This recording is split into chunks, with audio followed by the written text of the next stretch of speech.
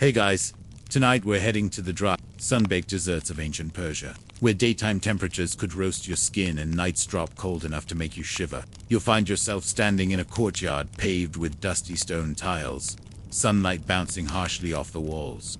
You hear the call of a goat herder nearby, the gentle creak of clay water jugs cooling in the shade, and oddly enough a cool breeze whispering down from a tower above you. That, my friend, is no magic trick.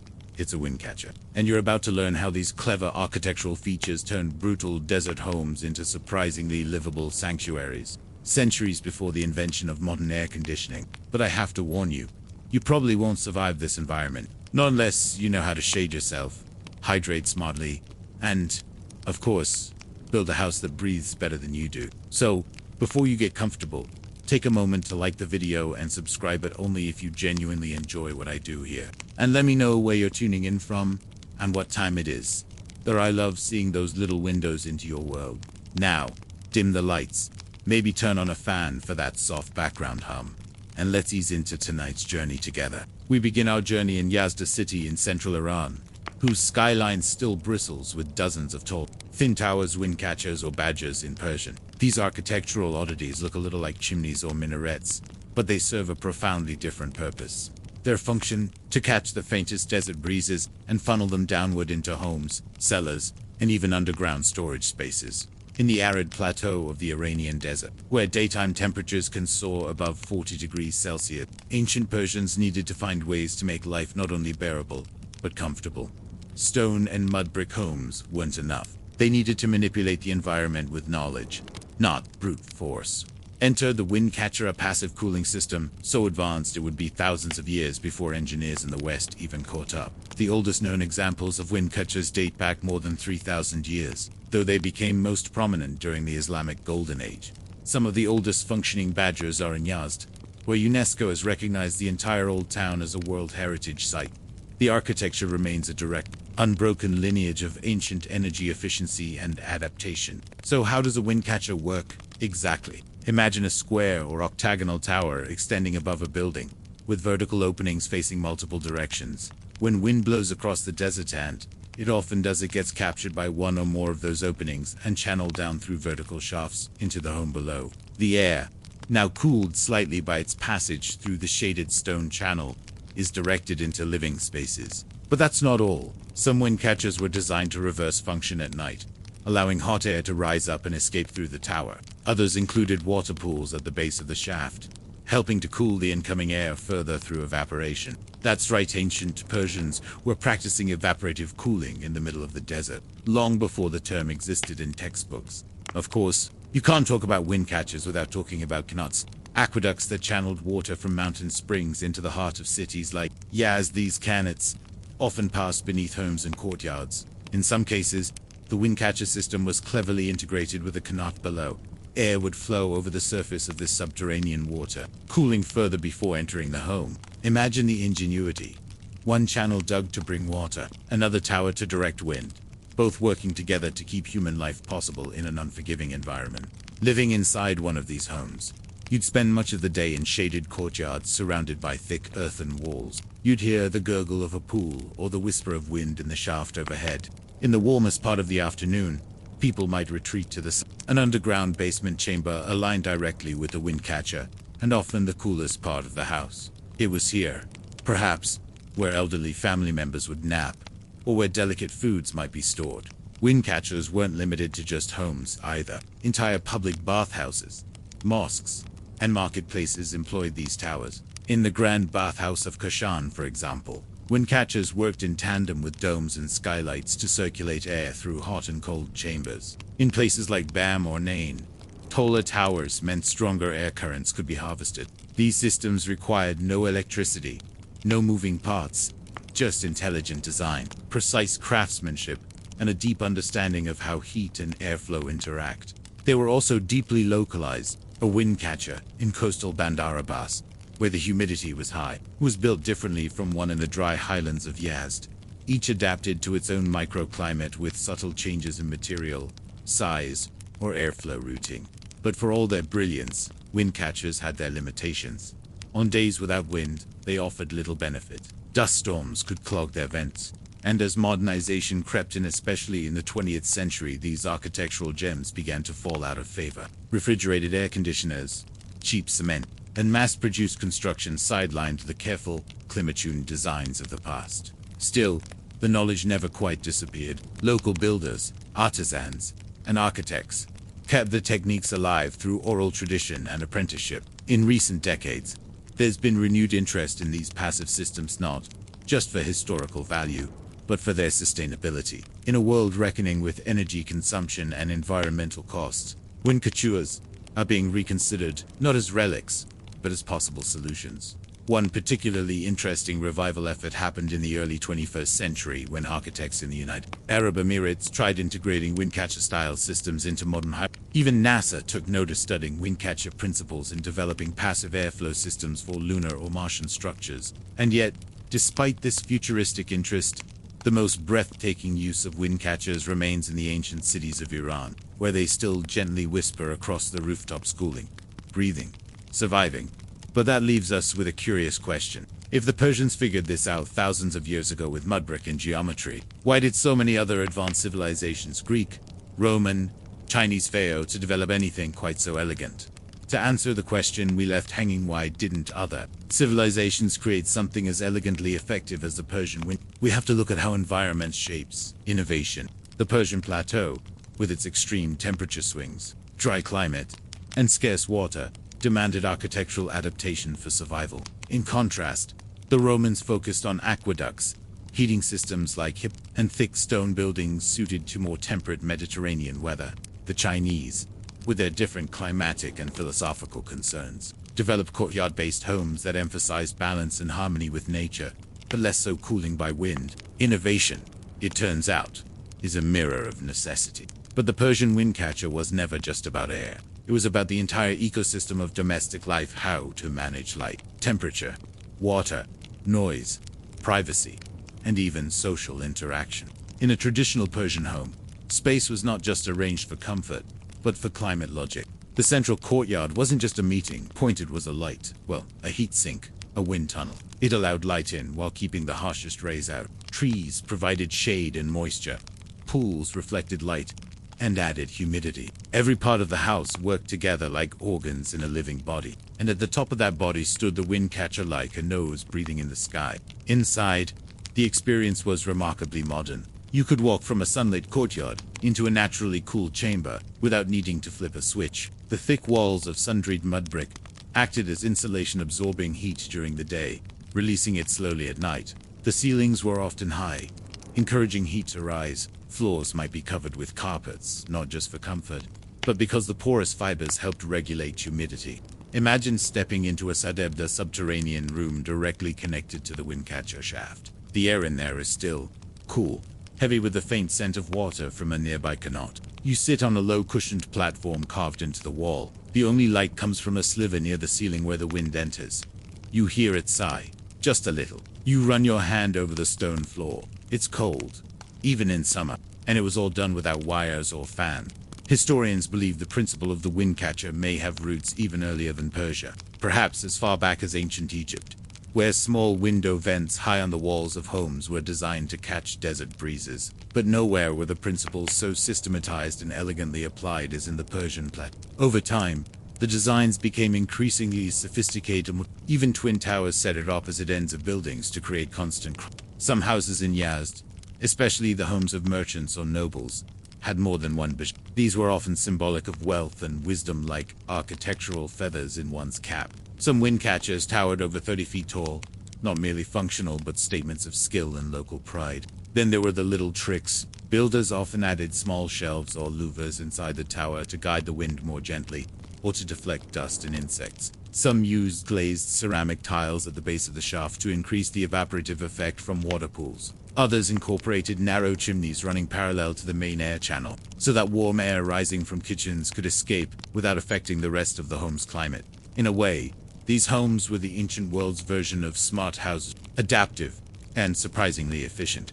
The materials themselves mattered deeply. Mud brick, for instance, was not just a cheap and available resource. It also had excellent thermal mass. A wall built with sun-dried bricks could absorb heat during the long daylight hours, then radiated slowly into the cold desert night. In doing so, it moderated temperature swings with no moving parts. Builders would often plaster these bricks with a layer of lime and straw, forming a natural insulation that could also resist rain, which was rare but often destructive when it came. Roofs were often domed or vaulted, which distributed heat better and reduced direct sun exposure. And the color palette always light. Sandy earthen was chosen not for aesthetics alone, but for solar reflection. Still, these cooling strategies were only part of the story. The social dimension of Persian architecture worked in tandem with the physical. Houses were built inward-facing. High outer walls shielded homes from dust, heat, and onlookers. The courtyard was sacred. Guests were received in shaded Iwan's vaulted porches. The caught just enough breeze while maintaining privacy. Women had their own sections of the house where they could remove outer garments without concern, and where airflow still reached, even if not directly. This climate-adaptive design created a rhythm of life that was entirely tuned to the environment. Wake early, before the heat. Retreat indoors by midday. Siesta in the same. Return to the courtyard by late afternoon, as shadows lengthen. Dine under the stars, with wind whispering down the shaft to cool the evening air. Sleep on the flat roof in summer, watching the stars until the night pulled a blanket of silence over the city. In public life too, those desert inns that offered shelter for merchants and travelers along the Silk Road. These buildings, too, used windcatchers and water basins to cool large common spaces. Travelers arriving after long journeys would find, in the shaded interior, the first relief in days. Not just water to drink, but air that didn't burn. Over centuries, entire city layouts were influenced by climate principles. Narrow alleyways provided shade. Streets were oriented to take advantage of prevailing winds. Even the color of paving stones mattered. And at the center of it all, still visible today, stood the windcatcher, part weather vane, part air pump, part spiritual sculpture reaching into the sky. But for all their wisdom, these designs could not fully shield Persia from the march of industrialization. In the 20th century, Western-style buildings, often ill-suited to the environment, began to dominate. Concrete boxes replaced mud brick homes. Air conditioners, powered by gas and oil, hummed into the night, pumping heat from inside to out, creating urban heat islands. In some cities, the air got hotter, not cooler, as more machines were added, and yet the windcatchers remained.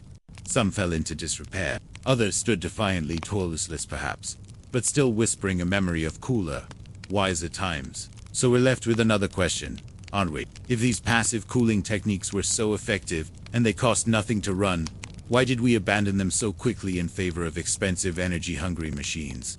To understand why we abandoned windcatchers, those graceful, whispering towers of passive comfort, we must look at more than just technology. We must peer into the psychology of modernity, the politics of progress, and the subtle allure of forgetting. In the early 20th century, many parts of the Middle East experienced an influx of Western ideas, industries, and architectural styles. With the arrival of concrete, steel, and asphalt came an implicit message.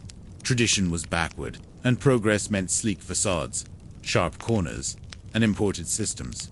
The mud brick homes of Yazd began to seem quaint, the old ways labor-intensive, slow, reliant on local materials, and generational craftsmanship were increasingly viewed as obstacles to modernization. Air conditioning, born in the early 1900s and refined rapidly by mid-century, brought a powerful promise: total control over indoor climate, regardless of geography. You no longer needed to think about the wind. You could ignore orientation, season, even sunlight. Just install a unit, plug it in, and seal the windows. Cities like Dubai, Doha, and even parts of Tehran became vertical. Glass-walled visions of international-style architecture designed for London or Los Angeles, copy-pasted onto desert sand. This shift didn't just erase the badgers, it fundamentally altered daily life. When homes no longer required courtyards or thick, earth-toned walls, builders began designing from the outside in. Concrete structures could be taller, faster to erect, and more profitable. Mass-produced glass and metal made things look modern, even when they worked against the local climate. With centralized heating and cooling, the architectural wisdom of centuries became obsolete overnight. Or, so it seemed, ironically. The comfort promised by electric cooling often led to discomfort elsewhere. The more people installed air conditioners, the hotter the city became. Power grids strained, fossil fuel use climbed. Outdoor life shrank. The beautiful rhythm of sunrise in the courtyard, siesta in the dinner under stars, all faded into sealed rooms and humming compressors. A culture built on harmony with the desert had been outpaced by its own race, but not everywhere. In Yazd, a quieter resistance took root. Old neighborhoods persisted. Families stayed in ancestral homes. Some young architects began restoring windcatchers, not for tourists, but for function. Workshops popped up teaching ancient mud brick techniques. Local officials began offering grants to preserve traditional homes. Scholars published books on sustainable Persian design, once ignored, now admired. And across the world, something remarkable began to happen. As climate change rose to global consciousness, the principles behind windcatchers re-emerged in new, unexpected places. Architects in Arizona, California, and even Australia began incorporating passive cooling strategies inspired by the Persian model.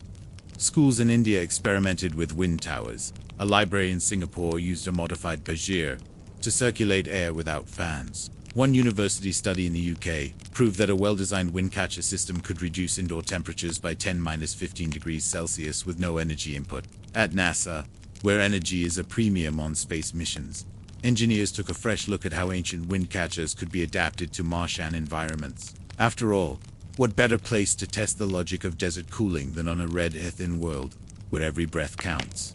Yet the real lesson isn't technological, it's philosophical. Windcatchers teach us that sustainability isn't always about innovation, it's often about remembering. The structures still standing in Yazd were not just built, they were felt. Designed through intuition, passed down through sweat, refined through generations of observation. Their success didn't come from algorithms, but from listening to the wind, watching the sun, digging the earth, and building not to fight nature but to breathe with it. A restored home in Yazd today might still use electricity, but it also uses its courtyard, its shade, its materials. Families rediscover forgotten rituals. Sleeping on the roof in summer, closing shutters during peak sun, pouring water in ceramic bowls beneath the badgir at noon. Children grow up knowing that wind has value, silence has function, and buildings can be wise. And slowly, perhaps too slowly, the outside world is catching on. Conferences on sustainable architecture now feature talks on traditional Persian designs. University syllabi include case studies from Yazd. Some cities are even drafting legislation to require passive cooling features in new developments, something unthinkable just decades ago. The windcatcher, once ignored as a relic, has become a quiet ambassador of ancient genius. Still, these changes are not sweeping. Most of the modern world continues to rely on powered cooling, often in climates where it's least sustainable. Energy grids buckle under heat waves. The air thickens with pollutants. Homes stay sealed, while outside, the breeze goes unnoticed. So perhaps the story of the windcatcher isn't finished. Perhaps it's still catching wind in more ways than one. Not just the literal air of the desert, but the shifting breeze of human understanding, the slow but certain return to harmony with the environment we live in. And maybe the real question is this. In our rush to control everything, comfort, speeded, we forget that sometimes the best solutions are the ones that require us to slow down, listen, and build with the rhythm of the earth. The air smells faintly of ash and seawater. You are standing along the Bay of Naples in the year 50 BCE, where the waves gently lap against an odd-looking structure jutting into the water. It's not made of timber or stacked stone like others you've seen. Instead, this pier feels smoother, heavier, almost fused together. What you're looking at is Roman concrete opus cementissimond. It's about to change the way the world builds. You might not realize it, but this great, unassuming material helped shape the Roman Empire's greatest achievements. Harbors that defied the sea, aqueducts that ran 4 miles, domes that have stood for over 1,900 years. And the secret wasn't brute strength or technology, it was chemistry, local resources, and a surprising understanding of materials that modern engineers still don't fully replicate. Unlike modern Portland cement, which begins to decay within a few decades in marine environments, Roman concrete has in some cases gotten stronger over time. Take the Pantheon in Rome, built around 126 CE, it still stands today, the largest unreinforced concrete dome in the world. Or the harbors at Cosa and Caesarea, where underwater concrete piers remain, outlasting empires, earthquakes, and centuries of neglect. So how did they do it? The Romans didn't just mix gravel and water. Their blend combined volcanic ash, particularly from the region around Pozzuoli, Naples, with lime and various aggregates like stones, tiles, or ceramic shards. This volcanic ash, called pozzolana, reacted chemically with lime and seawater to form a remarkably durable binder. In fact, when seawater enters Roman marine concrete, it triggers a crystallization process that reinforces the structure rather than eroding it. In other words, Roman harbors got stronger the longer they sat in salt. You can imagine how radical this was in the ancient world. Before this, large structures depended mostly on carved stone or brick. Mortar was weak. Load-bearing capacity was limited. But with concrete, Romans could build bigger, faster, and with greater flexibility. They didn't need perfectly carved blocks. They could pour material into wooden molds and let it set. Bridges, bathhouses, temples all became possible on a scale previously unthinkable. Let's walk through a Roman construction site. You'd see wooden frames carefully erected to define the shape of a wall or vault.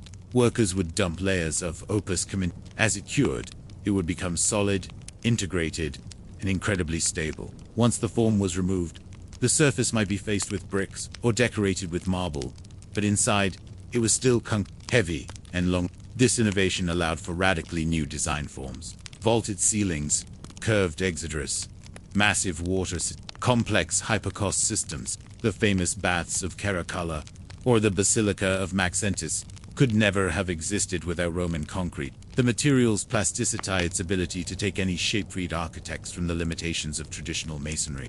And yet, despite all this brilliance, Roman engineers didn't fully understand why it worked so well. They knew it did, of course. Vitruvius, the Roman architect and writer, explained in his treatise De Architectura that pozzolanic ash from certain places made stronger mortar. But the molecular explanation, the presence of rare mineral, like aluminous tobermorite, that form over time wouldn't be discovered until the 21st century. That raises a fascinating question. How much of Roman engineering was intentional science, and how much was empirical tradition?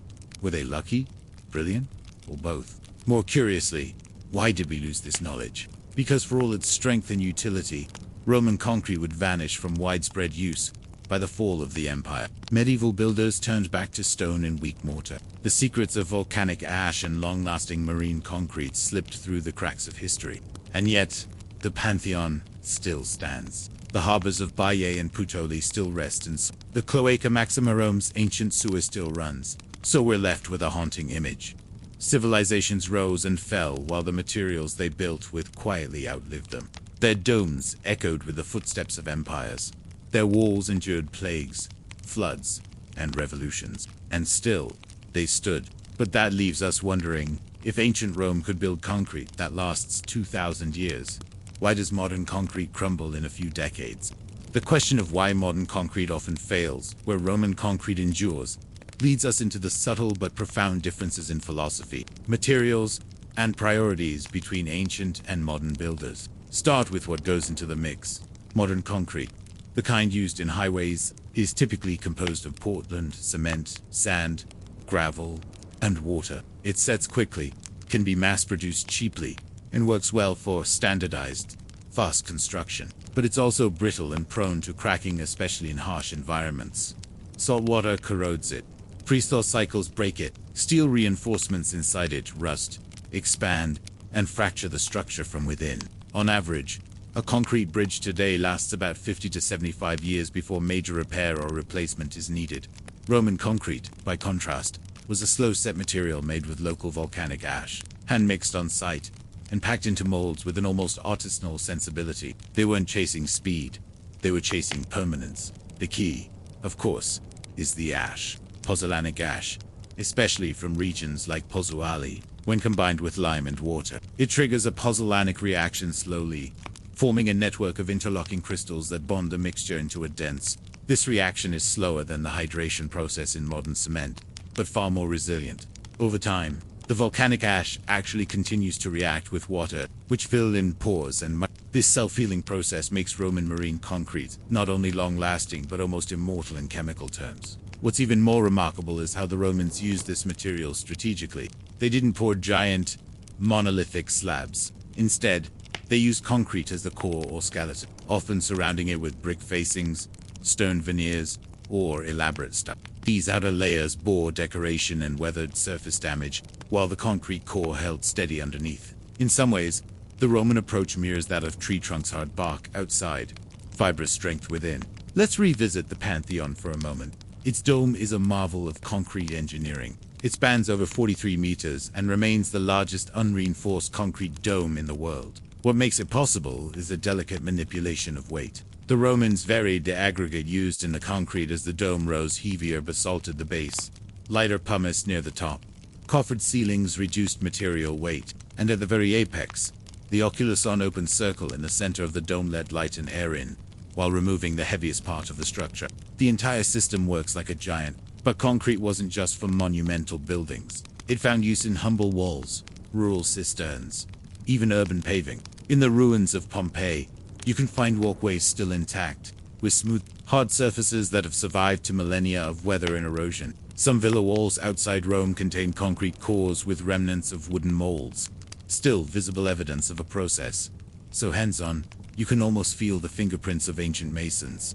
And yet, with all this durability and success, the art of Roman concrete faded, partly because the empire fell. As centralized systems collapsed, so too did the complex supply chains needed for volcanic ash, lime production, and skilled labor. Local builders reverted to simpler materials: fieldstone, mortars, brick. The knowledge became fragmented. Techniques passed down orally were lost during wars, famines, or plagues. By the medieval period, Europe had largely forgotten how to build concrete that could stand the test of centuries. When concrete re-emerged in the modern world, it wasn't a resurrection of Roman knowledge. It was in the 18th and 19th centuries. Engineers like John Smeaton and Joseph Aston developed hydraulic lime and, eventually, Portland cement. These were good, fast-setting, strong, scalable, but they lacked the volcanic magic of puzzle. They were optimized for industry, not immortality. And so began the age of fast concrete. We built highways, parking garages, apartment towers, but unlike the Pantheon, few of these structures will outlast their builders. In fact, concrete today is one of the largest contributors to global carbon emissions. The making of Portland cement alone accounts for nearly 8% of global CO. For something so modern, the environmental cost is steep. That's where the Romans, once again, have something to teach us.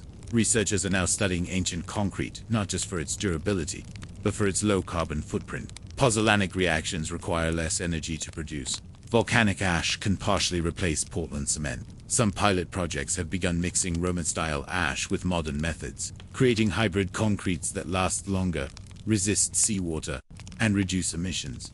In 2017, a team of geologists analyzing Roman marine concrete discovered new mineral formations inside samples taken from submerged structures. They found that seawater had triggered long-term crystallization, reinforcing the concrete rather than eroding it. These findings sparked new interest in creating living concrete materials that improve with time. It's humbling, isn't it, that while we chase futuristic materials and technologies, the quiet solution may have been left behind on the shores of the Mediterranean 2,000 years ago. And yet, we still return to that central curiosity.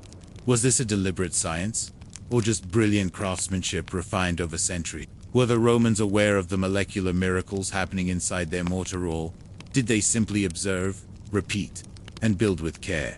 And most haunting of all, what other knowledge, buried under layers of time, have we quietly lost and might one day need again?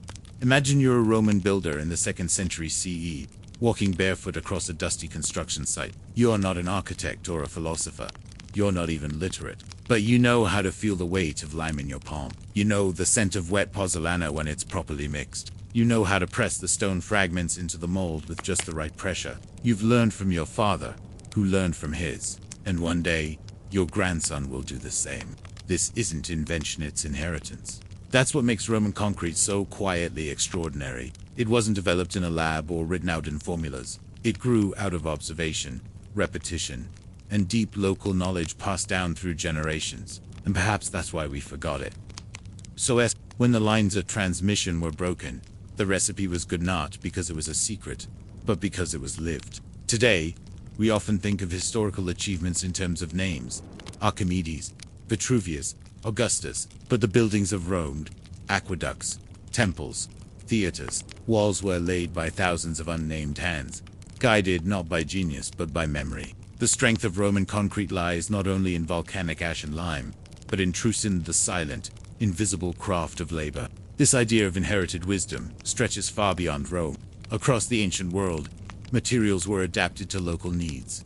In India, builders used lime mixed with jaggery herbs. In China, sticky rice mortar held pagoda bricks firm through centuries of earthquakes. In Mesoamerica, volcanic stones were bound with ash and clay. The Romans were not alone in their genius, but they were perhaps the best at making their methods scalable, systematic, even imperial. Their concrete was not just a local material, it was a tool of empire. When a Roman harbour was built in Caesarea, or Leptis Magna, it wasn't just infrastructure, it was control. Concrete allowed the empire to extend its architecture into every climate, every province, with predictable results. A temple in Britain could mirror one in Syria. An aqueduct in Spain could be built with the same materials as one in Tunisia. And so concrete became a kind of silent unifier, spreading not just engineering but Roman identity across continents. Ironically, that very success may have contributed to the decline of the material itself. After the fall of the Western Roman Empire in the 5th century CE, centralized authority in long-distance logistics collapsed. Trade routes that had delivered pozzolana to Pharaoh outposts disappeared. Lime kilns fell into disrepair. Skilled builders either scattered or stopped teaching. And with the church focusing more on symbolic architecture, cathedrals of stone and stained glass, the practical marvels of concrete were simply not prioritized. By the time of the Renaissance, architects like Brunelleschi and Alberti had to relearn how to build domes. They marveled at the Pantheon, but couldn't quite replicate its methods. Concrete remained a curiosity, not a norm. Even when Portland cement was invented in the 19th century, it was framed as a new material, its lineage to Rome obscured by the centuries in between.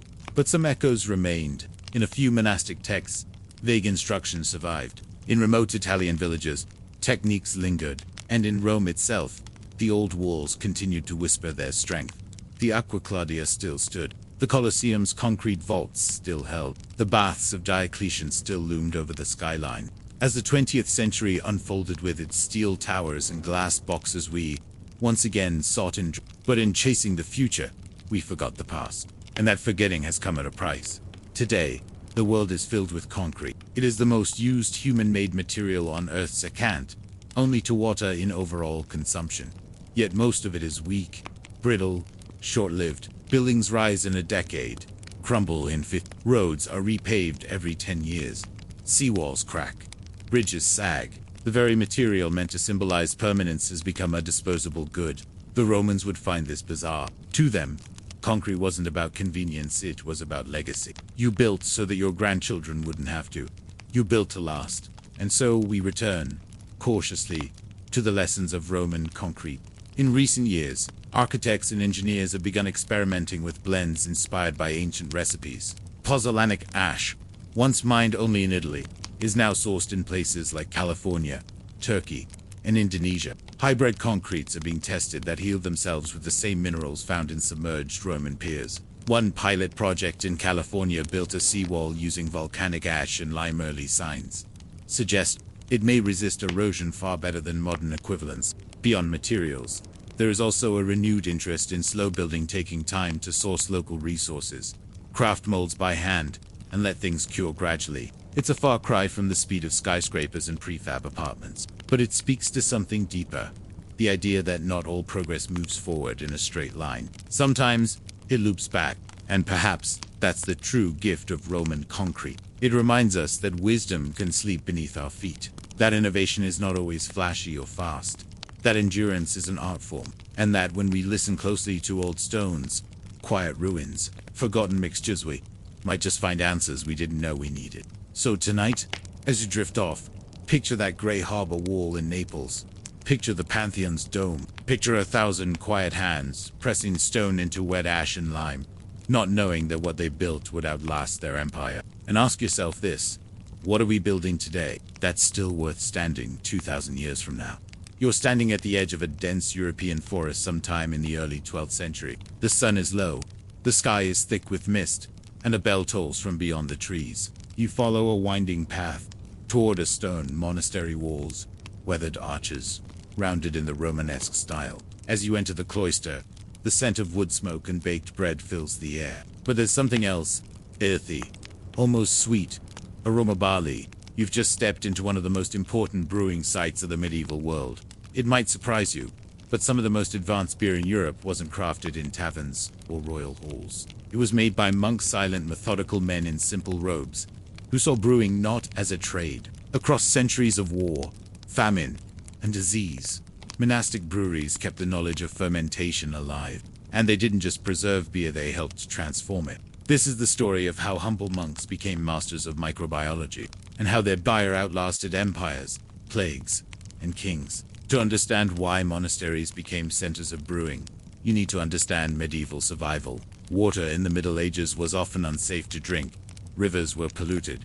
Wells went foul. But beer boiled, fermented, and stored in barrels was safe. Even more, it provided calories, vitamins, and hydration. It was known as liquid bread, and for many, it was safer than water. Monks, guided by the rule of Saint Benedict, were required to live self. That meant growing their own food, making their own clothes, and, yes, brewing their own beverages. What began as a necessity quickly became an art.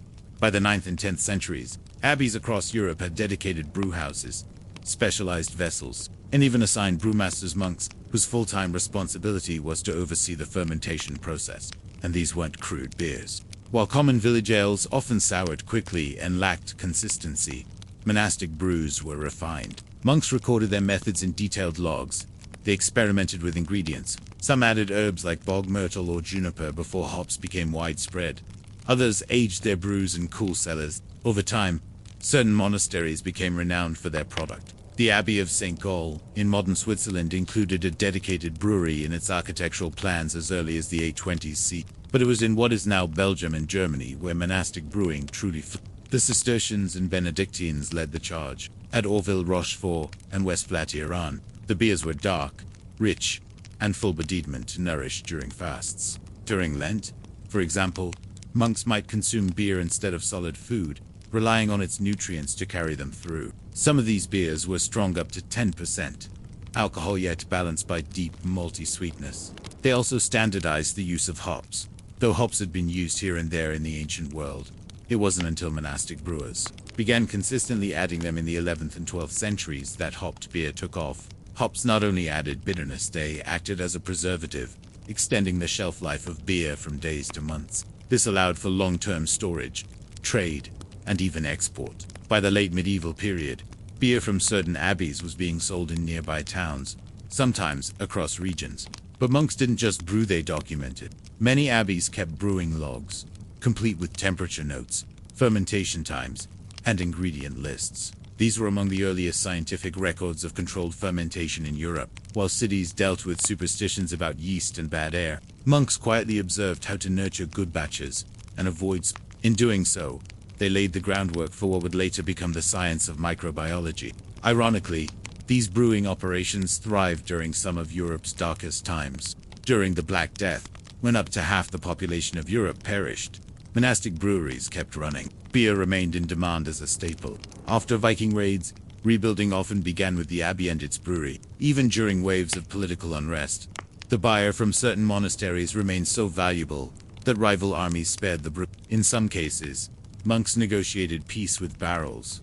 And this begs a question: how did a group of cloistered men, sworn to silence and prayer, become the keepers of one of Europe's most treasured and complex crafts? What was it about the monastery, its rhythm, its discipline, its worldview that allowed beer to flourish here when it failed elsewhere? The monastery, by its very design, was built for patience. Each day was carefully regimented: matins before dawn, lauds with sunrise, labor after breakfast, and compline by twilight. In this environment, where stillness and repetition were virtues, brewing found its perfect home. Fermentation takes time. Consistency requires observation, and no one, perhaps, was better suited to watch, wait, and refine than a monk with a lifetime of quiet ahead of him. This is one reason why monastic beer was not just enduring, it was excellent. Unlike commercial brewers, monks weren't under pressure to turn a profit or rush the process. They could afford to wait the necessary days, or they could observe the subtle differences in barley from different fields, in yeast from different seasons, in flavor depending on the wood of the barrels. And they wrote these details down not as commerce, but as devotion. Brewing, like gardening or scribing manuscripts, was part of their sacred rhythm. But not all monasteries brewed the same way.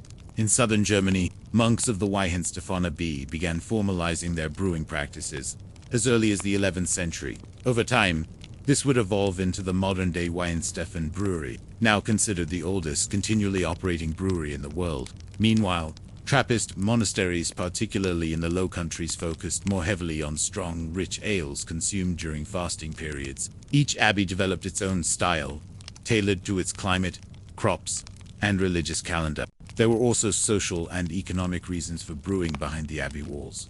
Monasteries often hosted pilgrims, travelers, or local peasants in need of food and shelter.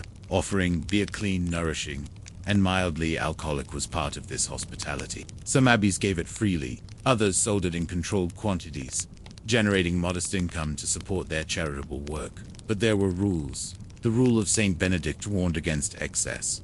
We read that monks should not drink wine at all, but since monks cannot be convinced of this, let us at least agree to drink sparingly. Beer, though not wine, was treated with similar caution. Monks were allotted a daily portion, usually a schoppen, or about half a liter. Stronger beers were sometimes watered down or diluted with lighter brews. But during fasting periods, when solid food was restricted, these liquid meals became spiritually and physically sustaining. Some fasting beers were so thick and rich, they bordered on being porridge in a mug.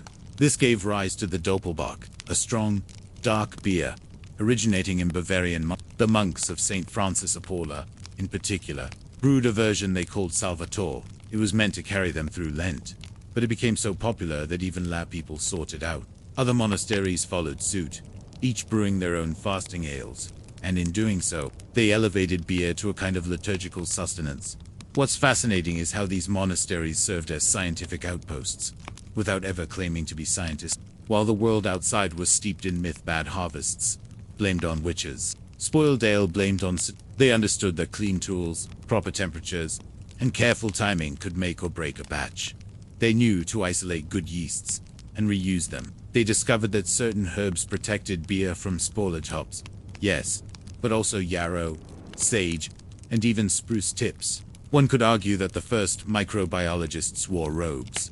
This careful craft eventually caught the attention of secular brewers. By the late Middle Ages, cities like Nuremberg, Bruges, and Ghent began regulating beer with strict quality laws, many inspired by monastic standards. Guilds formed, recipes were standardized. The Reinheitsgebot, the Bavarian purity law of 1516, stipulated that beer should only contain barley, water, and hops. What began in the cloister had become civic law.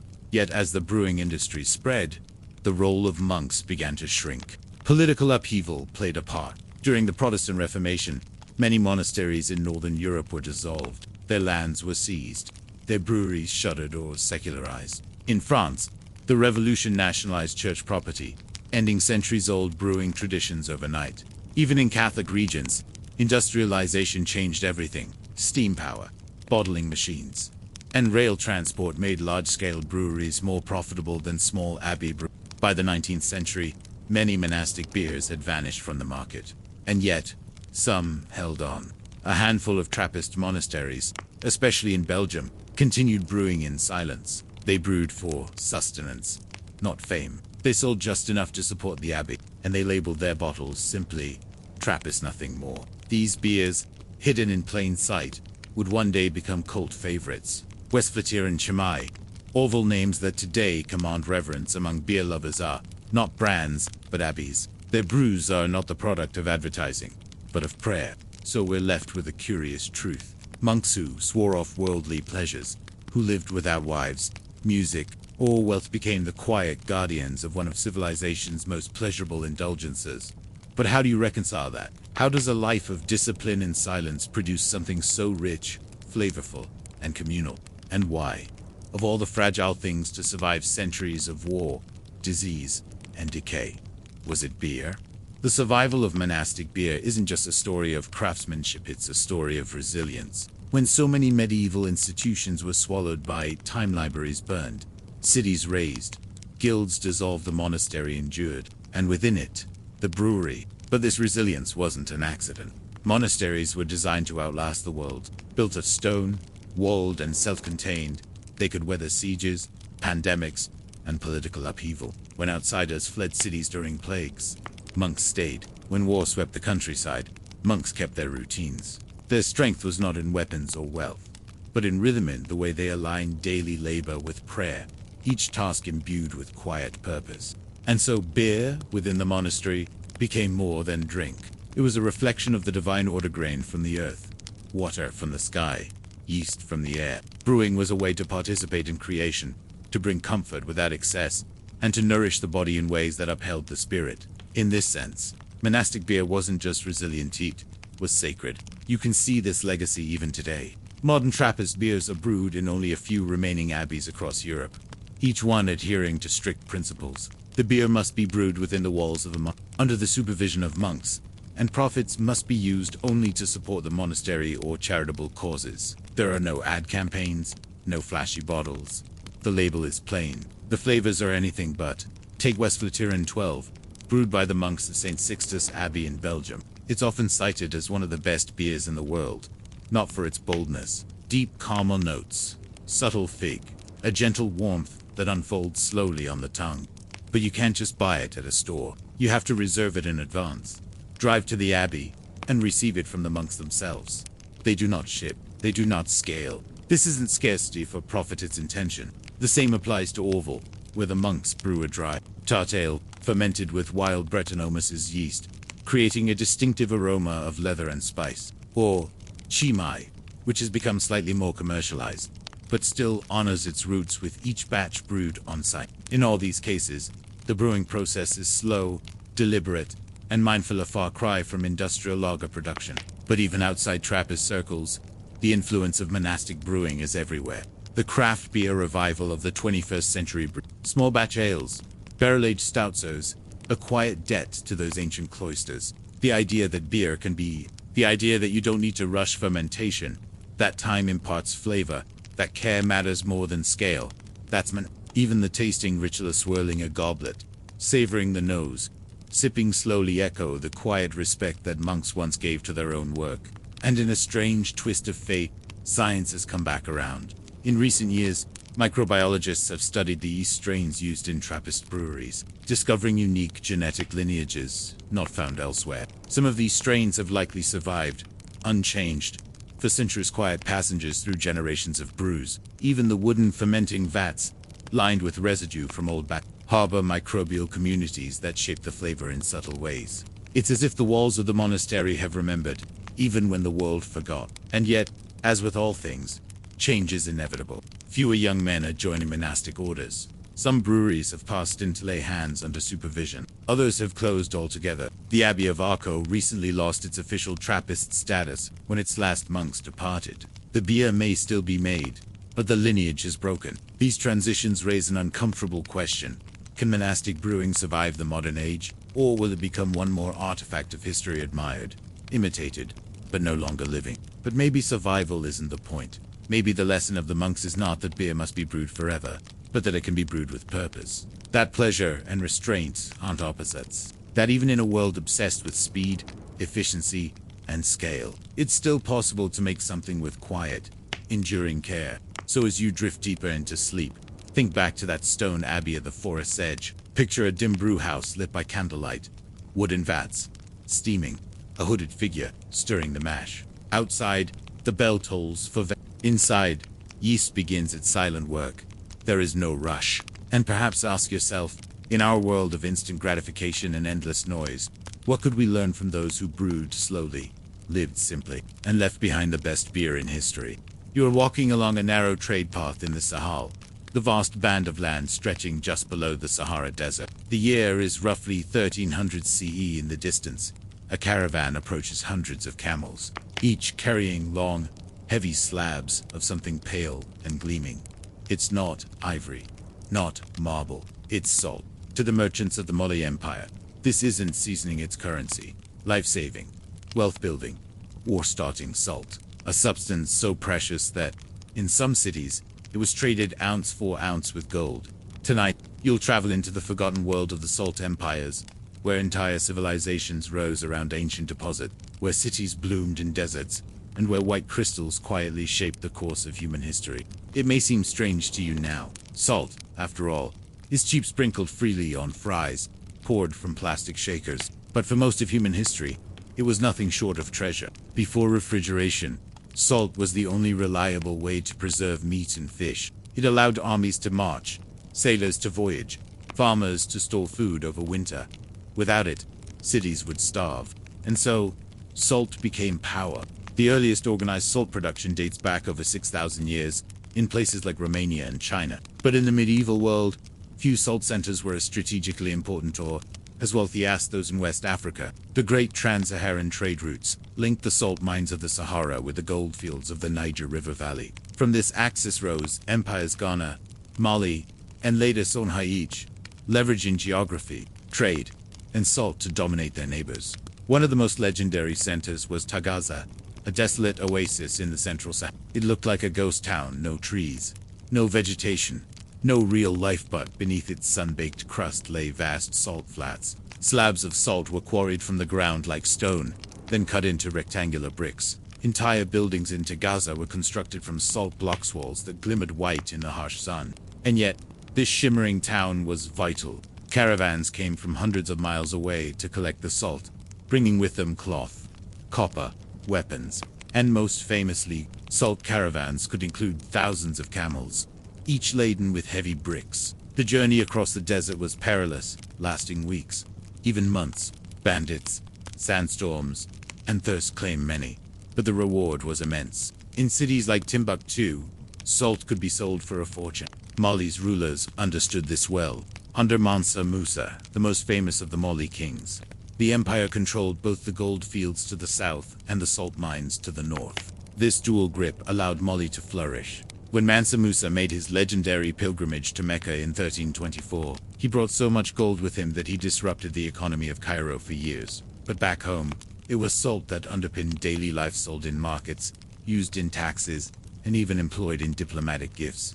This dependence on salt wasn't unique to Africa. In China, the state controlled salt for centuries, using it as a source of taxation and imperial power. Roman soldiers were sometimes paid in salt salarium, from which we get the word salary. Medieval Venice grew rich from salt trade, controlling access to the Adriatic and exporting salt throughout Europe. Even in the New World, Native American groups like the Aztecs valued salt highly, using it in rituals and trade. But the African salt empires were perhaps the most geographically dramatic. Imagine traveling across an endless landscape of sand, with nothing but sky and wind, then stumbling upon a fortress of salt. Imagine entire economies built not on fertile rivers or forests, but on slabs mined from beneath dunes. Imagine a substance that, without which, no kingdom could feed its people or preserve its harvest. And here's a strange twist. Salt was so valuable, yet so fragile. Left uncovered, it would melt in rain. Stored poorly, it would dissolve. Even the buildings in Tagaza required constant maintenance. If a roof caved in, it might simply disappear. So traders had to move fast, caravans had to wrap bricks tightly, and communities learned to live with the knowledge that their greatest asset could vanish overnight. And this raises a question. Why did we forget these salt empires? Why do we remember the gold, the silk, but not the crystal blocks that fed empires and fueled trade? To answer why salt faded from memory while gold and silk became legends, we need to consider how history gets told and what it chooses to remember. Gold dazzles. It adorns crowns and thrones. Silk glimmers, crosses oceans, inspires empires. Salt, by contrast, dissolves quietly. It leaves no monuments, no treasure chests, no dramatic portraits, but that doesn't make it less important. In truth, salt shaped trade routes, politics, and economies just as forcefully as any rare metal. But its value was rooted in function, not flash. It was indispensable, yet invisible, a paradox that made it vital in life, but often overlooked in stories. Let's go back to the salt caravans of the Sahara. Imagine you are one of the traders of Tuareg, perhaps wrapped in indigo robes, guiding camels across 600 miles of shifting dunes. You rely on the stars at night, and the sun's arc by day. You would travel in silence, conserving breath and moisture. The salt bricks are stacked in pyramids on the camels' backs, wrapped in leather to prevent erosion. Each camel can carry 2 or 3 slabs, each weighing 30 to 40 kg. The destination? Timbuktu, Gao, Oran, thriving cities along the Niger River. These places weren't just dusty outposts, they were hubs of learning, religion, and wealth. Manuscripts were copied here, in scripts so fine it resembled thread. Mosques rose from river mud and sun-baked brick. Scholars debated astronomy, medicine, and law, under stars unblurred by smoke. Salt flowed into these cities like currency. It was stacked in marketplaces, sold in fractions or whole slabs, and taxed by weight. In fact, one of the ways the Mali and Songhai empires exerted control was by taxing salt at every stage of its journey out the mines. Along the trade routes, and in the markets, a single slab might change hands a dozen times, increasing in value with every mile south. And always, there was demand. Even beyond Africa, salt functioned as a kind of silent infrastructure. In medieval Europe, entire cities grew around Salzburg, literally salt fortress, owes its very name to the trade.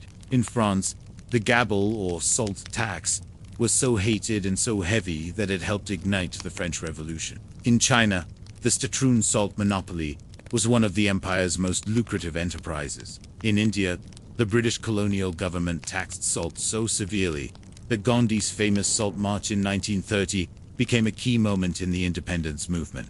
And yet, for all this importance, salt rarely leaves behind the kind of ruins that captivate us. There are no golden temples built of salt, no salt-lined tombs of kings. The salt caravans left few written records. The mines of Tagaza and Taudeni were laborious, ephemeral, places suffering under sun and wind. Even Timbuktu, with its famous manuscript libraries, saw many of its salt ledgers fade away during invasions and droughts. Part of this is the nature of salt itself. It is used, consumed, lost in cooking, in curing, in the bloodstream. It leaves no bones. It preserves others, but not itself. It is both essential and elusive like breath or fire. And perhaps that's why we remember it best. Not through relics, but through systems. Salt shaped empires indirectly. By preserving meat, it enabled long-distance travel, expanded trade networks, and allowed armies to move. By enabling food storage, it supported urbanization. Cities could exist without daily hunting or harvest. Salt made civilization stable, and when it was scarce, it made people move across deserts, across mountains, across seas. Even today, echoes of the salt empires remain. In Mali, the Tuareg still guide caravans of camels to the salt mines. At Taudeni, though, the trade has shrunk. The bricks are still hand-hewn from salt pans, stacked in the same rectangular shapes, and bound for Timbuktu and beyond. Motorcycles have replaced some of the camels. Plastic tarps now cover some of the slabs. But the journey weeks, long, dangerous, solitary remains, largely unchanged. In Ethiopia, the Danikal Depression is home to another ancient salt trade. Afar workers still mine slabs from the dry lake bed, load them onto camels, and march them to distant towns. Under a brutal sun, surrounded by volcanic cliffs and boiling sulfur pits, the salt lives on white, heavy, irreplaceable. And yet, global markets have changed everything. Salt is now industrial. It comes from huge coastal evaporation fields or from deep mines in the Earth's crust. It's refined, iodized, packaged, and sold for pennies. Few people see it as wealth. Fewer still would travel hundreds of miles for it. And so, the memory fades. But for the people of the Sahel, salt was once a passport, a foundation, a mirror of value. Its trade brought literacy, wealth, architecture, and faith. It stitched together the dry lands of the Sahara with the fertile regions below. And while the gold of Mali dazzled the world, it was salt that fed its cities. So we're left with a curious reflection. If gold is what we chase, and salt is what we need, which one truly builds empires? Salt's story ends not with a bang, but with a slow diffusion, much like the way it disperses in water, invisible but present. As industrialization surged forward in the 19th and 20th centuries, salt, once the centerpiece of empires, gradually lost its mystique.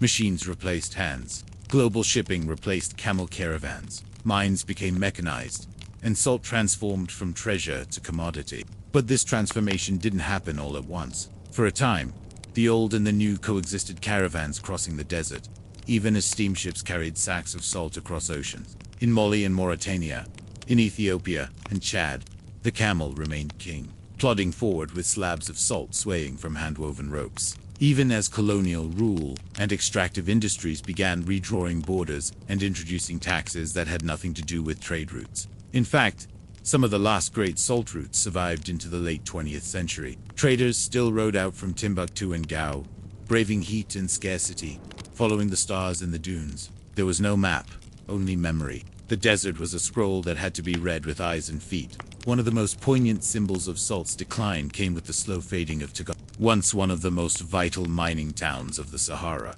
it became largely abandoned. Its salt buildings dissolved in occasional rains or collapsed from neglect. The nearby site of Taudani became the main mine, but even there, harsh conditions and economic shifts pushed many to abandon the trade. And still, some stayed. They stayed not for nostalgia, but because salt still had meaning. In the towns and villages of the Sahel, salt remains part of life used in trade, food, healing, even ceremony. In some cultures, to share salt is to seal a bond. In others, it is protection against evil. It's rubbed into meat, folded into dough, and placed beside newborns. It's still sold in markets by the slab, stacked like pale bricks, just as it was centuries ago.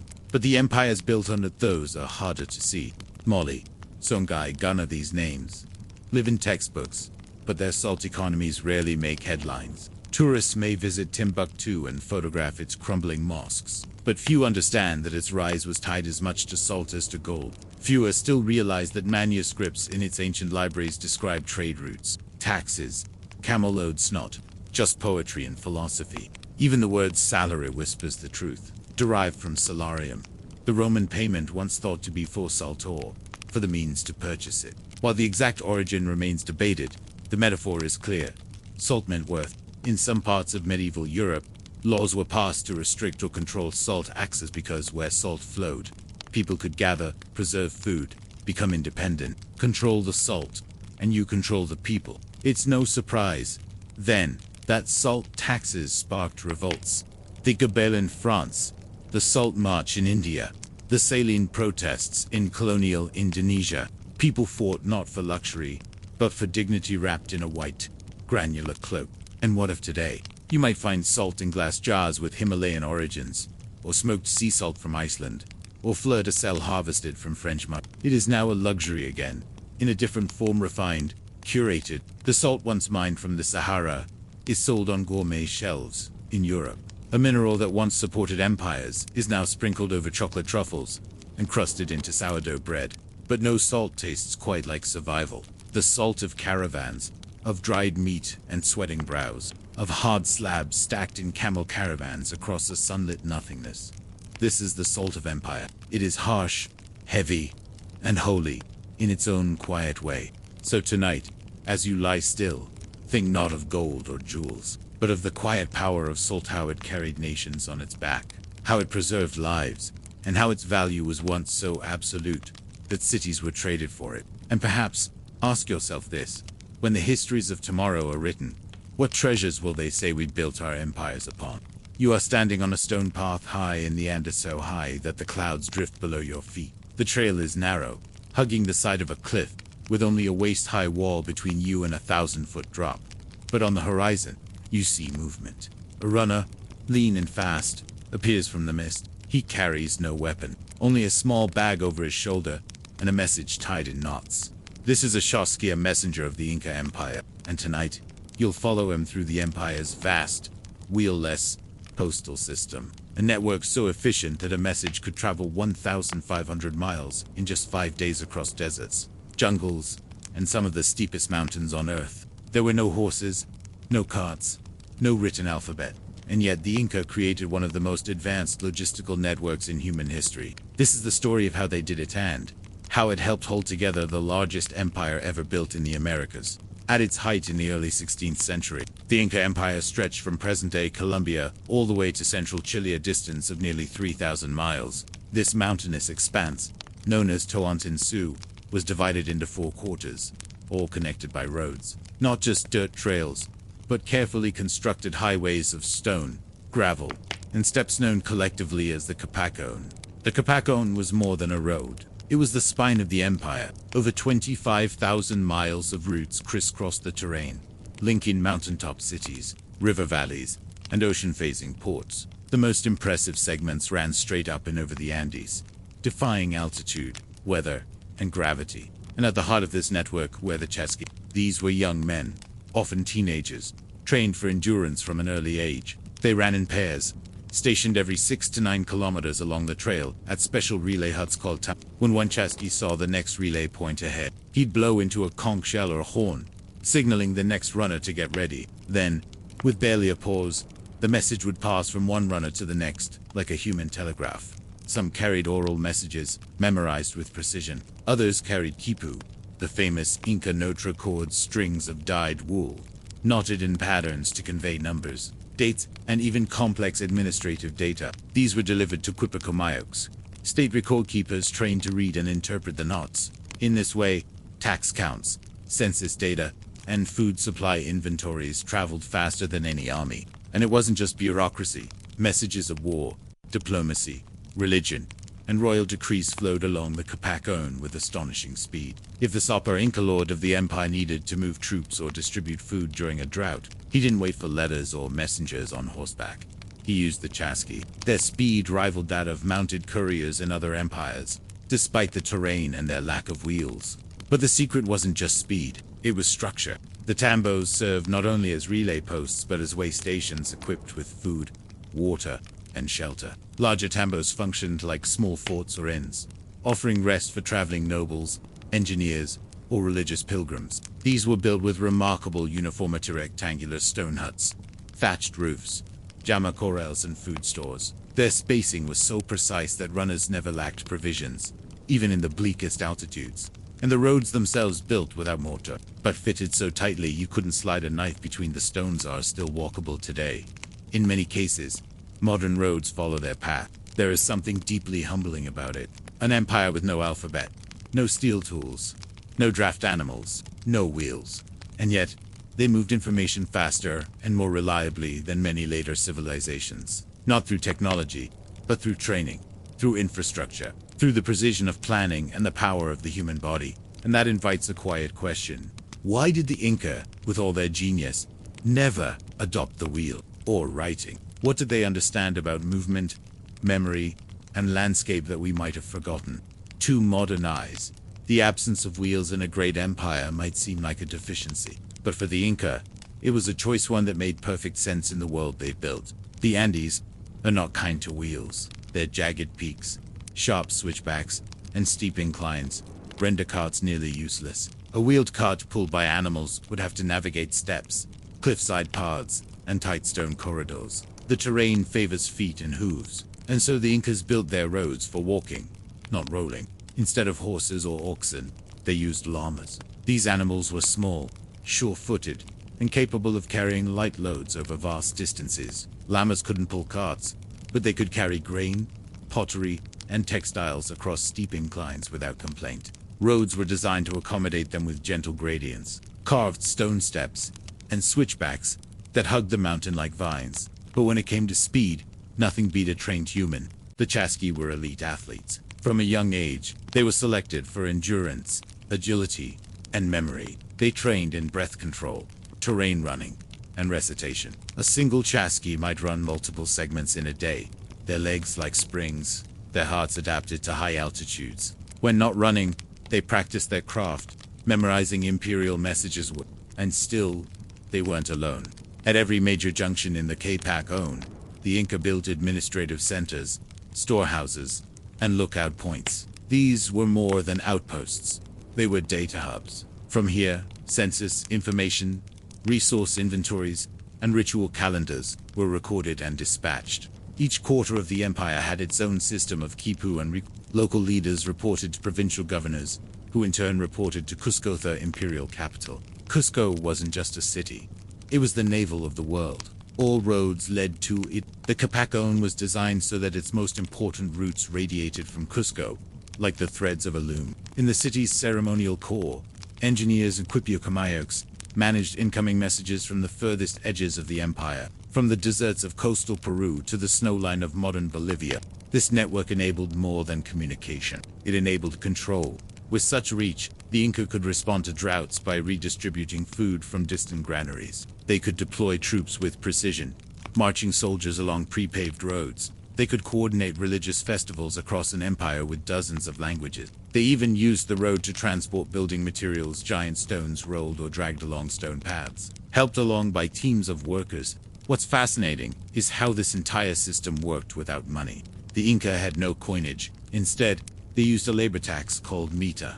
Every citizen owed service to the state, whether through farming, weaving, building, or carrying messages. The Chasqui were fulfilling their mita, just as the masons, miners, and lamahodas did.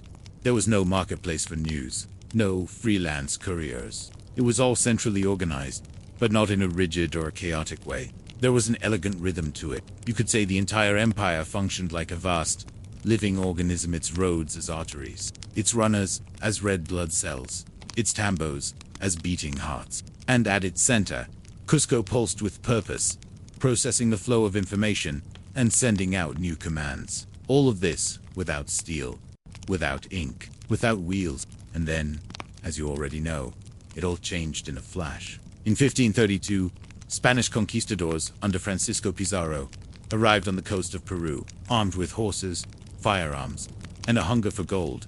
They moved inland with astonishing speed. Within a year, the Inca Empire collapsed not from lack of strength, but from civil war, disease, and a cascade of broken communication. The postal network, once the strongest in the Americas, faltered. Tambos were abandoned. The Chasqui disappeared, their memory preserved only in oral tradition, and later, in scattered Spanish chronicles. And yet, the Capac own remained. Even centuries later, when railroads and highways came to South America, engineers often followed the Inca roads, because they were already optimized, carved through the harshest terrain in the most logical way. The footprints of the runners were gone, but their logic endured. In some rural areas of Peru and Ecuador today, villagers still walk these roads. The tambos may be ruins, the quippus lost, but the stones remember. Some routes are marked with crosses, others with cairns, and sometimes, high in the Andes, you can still hear the sound of a conch shell echoing across the cliffs, a remnant of the Chasqui signal, drifting across centuries. And this leaves us with something quietly profound. The Inca Empire didn't build cathedrals or pyramids to carry their message. They built roads, runners, and memory. Their knowledge lived in legs and lungs, not books. Their information moved not on wheels, but on wind, breath, and knots. So ask yourself, in a world obsessed with speed, have we forgotten the power of moving slowly, steadily, on foot, one step at a time? The collapse of the Inca Empire was swift, shockingly so. In less than a generation, a system that had connected mountains and mines across the continent was disrupted by war, disease, and colonization. And yet, while the institutions vanished, the infrastructure endured. The Capac, so vast it defies imagination, refused to disappear.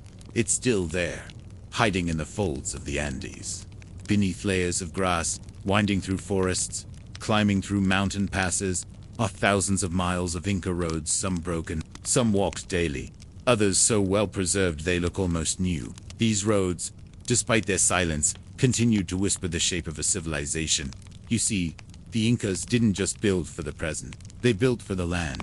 Their roads hugged ridge lines, respected fault lines, and curved around sacred mountains, or appas. They were anchored not in ego, but in deep observation. Where Roman roads aimed to dominate nature with straight lines, Inca roads folded into the earth like woven cloth. And because of that, they lasted. But what of the runners, Sir Chasqui?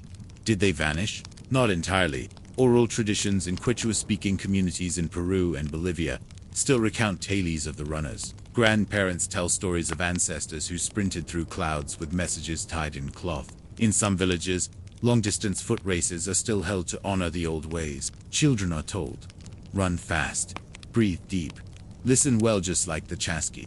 Even modern Andean postal workers, in regions inaccessible by vehicle, sometimes walk ancient Inca routes. They may not carry quipu or conch shells, but the path is the same.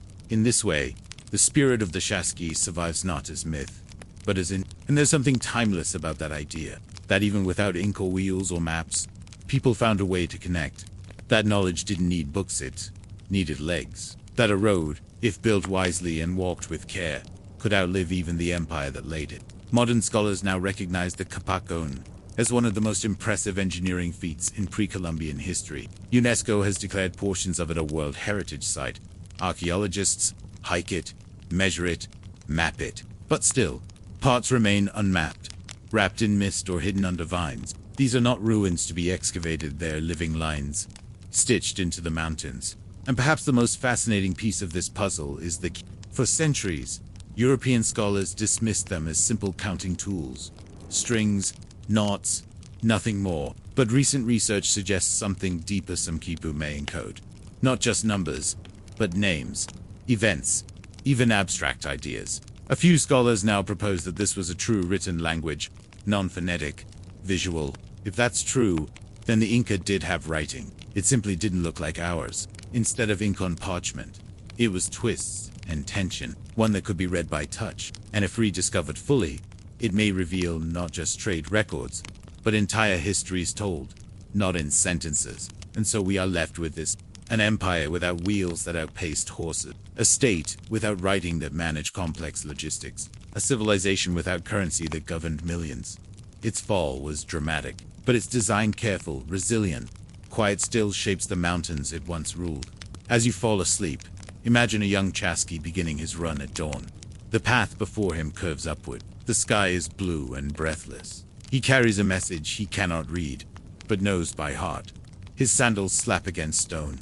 A conch horn echoes ahead. Another runner is waiting. The empire lives in motion. And ask yourself this: what if true connectivity doesn't require wires or machines but memory, footsteps, and the will to carry something forward? The desert is quiet, except for the sound of wind brushing over dunes like distant whispers. You're standing near the edge of the Niger River in Mali, where the earth bakes beneath your sandals. Before you lies the city of Timbuktu, a name you've heard, perhaps as a joke or a metaphor for but this place is no myth. Tonight, you'll walk through its silent streets and into the libraries where parchment still sleeps. You'll discover how, at the height of the medieval world, while cities in Europe were ablaze with war, and kingdoms in Asia shifted like tides, Timbuktu quietly preserved thousands of science, medicine, low beneath layers of sand and time. Because while the world remembers the flames of Alexandria and the fall of Constantinople, it often forgets the dusty hands that saved books under African skies. In the 14th and 15th centuries, Timbuktu was a thriving intellectual capital, a hub of Islamic learning nestled in the Sahel. Its rise was fueled not just by trade, salt, gold, ivory, but by an obsession with knowledge. Scholars came from Cairo, Fez, Mecca, and even distant Andalusia to study and teach here. And at the heart of this scholastic renaissance were passed through generations and stored with reverence in private homes, mosques, and community libraries. This intellectual culture didn't spring from nowhere. It grew under the patronage of rulers like Mansa Musa, the famed emperor of Mali. During his pilgrimage to Mecca in 1324, he distributed so much gold that it devalued currency in Cairo for over a decade. But more importantly, he returned with books, architects, and scholars. He founded mosques, including the Jingaber Mosque, and seeded the university of an institution that would rival any in the medieval world. But what set Timbuktu apart wasn't just its buildings. It was its paper, parchment and papyrus from Egypt, ink from Morocco, leather bindings from local Tanarzal, came together to create a manuscript culture that valued not just theology, but science, mathematics, astronomy, botany, and jurisprudence. Manuscripts were copied and traded, not as decorations, but as daily tools. Some were written in Arabic, others in Ajami, a script that blended African languages with Arabic letters. The result was a rich, layered archive of knowledge, local and global, sacred and secular. By the 1500s, it's estimated that over 100,000 manuscripts existed and not all of them were locked away in royal vaults. Many were held in family libraries, passed from father to son, scholar to student. Families saw themselves not as owners, but as guardians. Some manuscripts were read aloud at gatherings, others were used in teaching. Each manuscript bore marginalian notes, comments, poems, evidence of an active, evolving dialogue. In this way, knowledge wasn't static, it was living, breathing, and passed by hand, rather than printed by press. And all of this in the middle of the desert. But this raises a quiet, compelling question. How did this city, so far from Europe, so seemingly remote, become a beacon of books when so many other centers of learning were burning? The answer begins with geography, but not in the way you might expect. Timbuktu sat at a crossroads, not just of caravans and trade, but of ideas. To the north, the salt mines of to the south, the gold fields of to the east, the scholarly centers of Cairo and Mecca, and all of it threaded together by the trans-Saharan trade routes, where camels carried not only goods, but gossip, legal debates, and verses of poetry. It was this movement of minds and materials that made Timbuktu thrive. You can imagine a typical day in the city during its golden age. Early morning sun casting long shadows on the mud brick walls, the call to prayer drifting through the air. In the university, students gather in an open courtyard, surrounding a teacher who reads from a manuscript balanced on a wooden stand. They sit in the sand, under the shade of a fig tree, copying notes onto slates, asking questions in hushed voices.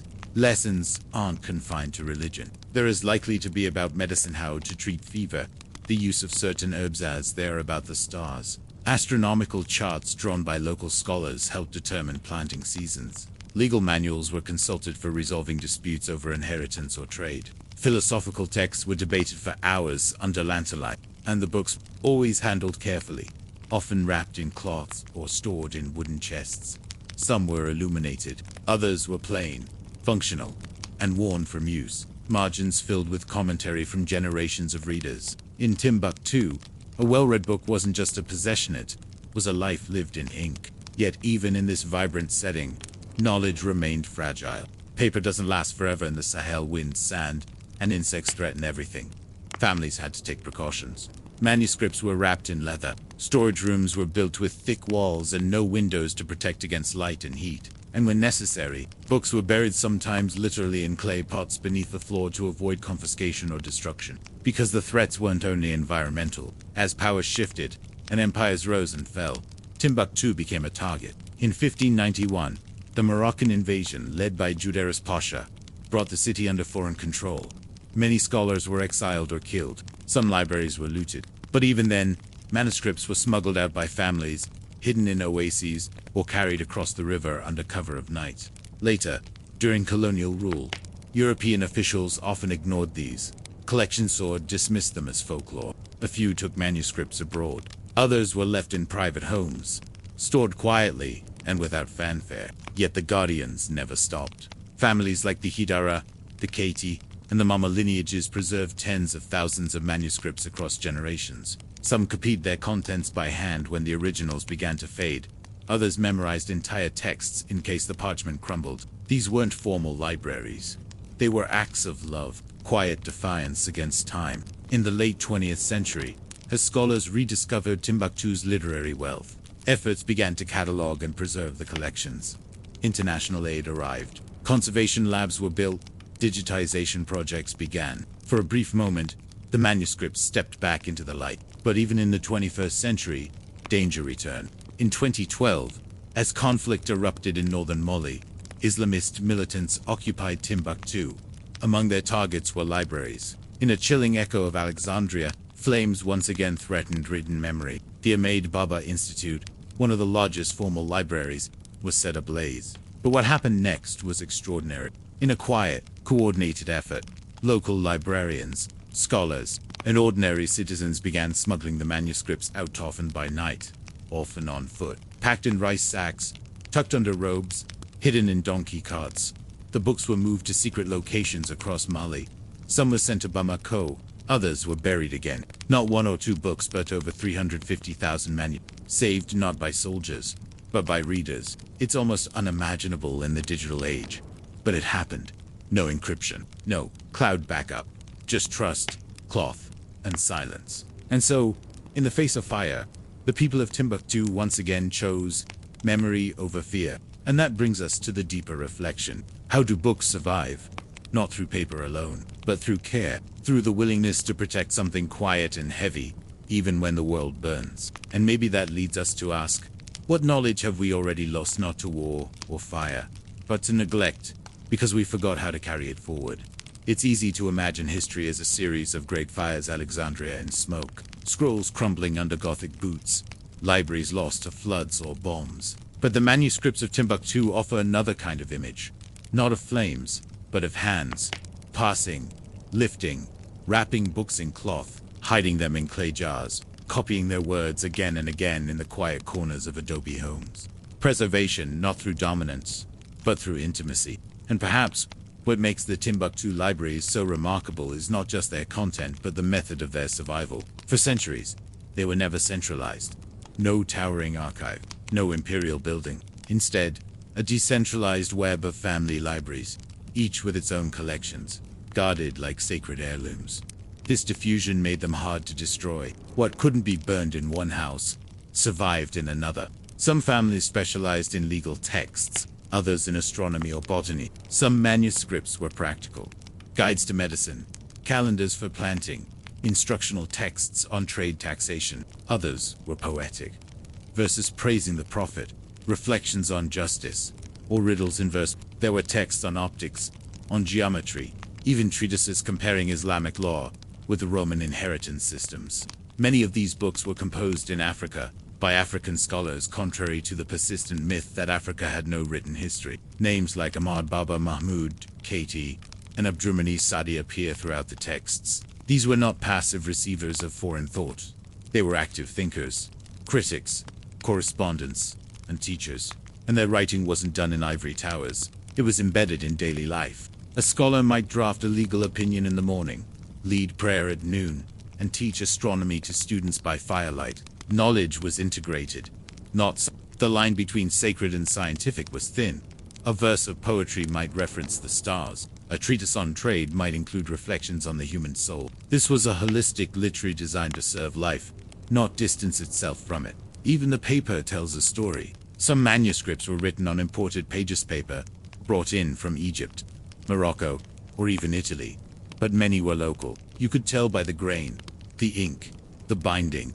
Some books had rough edges, others were precise. Some had faded ink, others were clearly restored, overwritten by later generations to preserve a vanishing script. Many were recycled scraps of paper bound together, reused parchment from older books, reassembled into new volumes. These were not wealthy institutions, they were frugal and creative. Knowledge wasn't wasted, even marginal notes were treasured. In some cases, margins are filled with generational commentary, like a centuries-old conversation stretching across time. And then there were the empty pages, blank leaves in the back of manuscripts, left by the original scribe for notes that never came. Some were used, others stayed empty, haunting reminders that not all thoughts were finished. Not all voices found space. Not all hands lived to write. Those blank pages asked their own questions. What ideas were lost before they could be? What verses vanished when a family was exiled? What scientific theories never reached Cairo or Cordoba because a single camel stumbled in the sand? Today, efforts to protect the Timbuktu manuscripts continue. In Bamako, where many were hidden after the 2012 crisis, conservation labs work to digitize and restore what they can. Some texts are fragile. Centuries of humidity, mold, and insects have taken a toll. Others remain hidden, still buried or tucked in boxes beneath beds. Their keepers, often elderly, don't trust outsiders easily. They've guarded these texts longer than any government or institution. And yet, the work continues. Slowly, quietly, like the books themselves. When you consider how these manuscripts survive not through empires, but through households, you begin to see a different vision of history. One not defined by conquest or catastrophe, but by care, by memory, by people who believed that writing mattered, even when no one was watching. And maybe that's the quiet lesson of that preservation doesn't always look like stone columns or iron vaults. Sometimes, it's a father teaching his son how to wrap a book against dust. A daughter learning to read the looping script in dim light. A family, generation after generation, refusing to forget. So tonight, as you settle in, think of those manuscripts stacked in silence, tied in leather, their ink sleeping beneath centuries of sand. Not forgotten, just waiting. And when they're opened, the words are still there. And ask yourself this: what stories are we protecting now, not in libraries, but in silence, hoping the world will one day be ready to read them? You're sitting inside a stone abbey in the year 1143.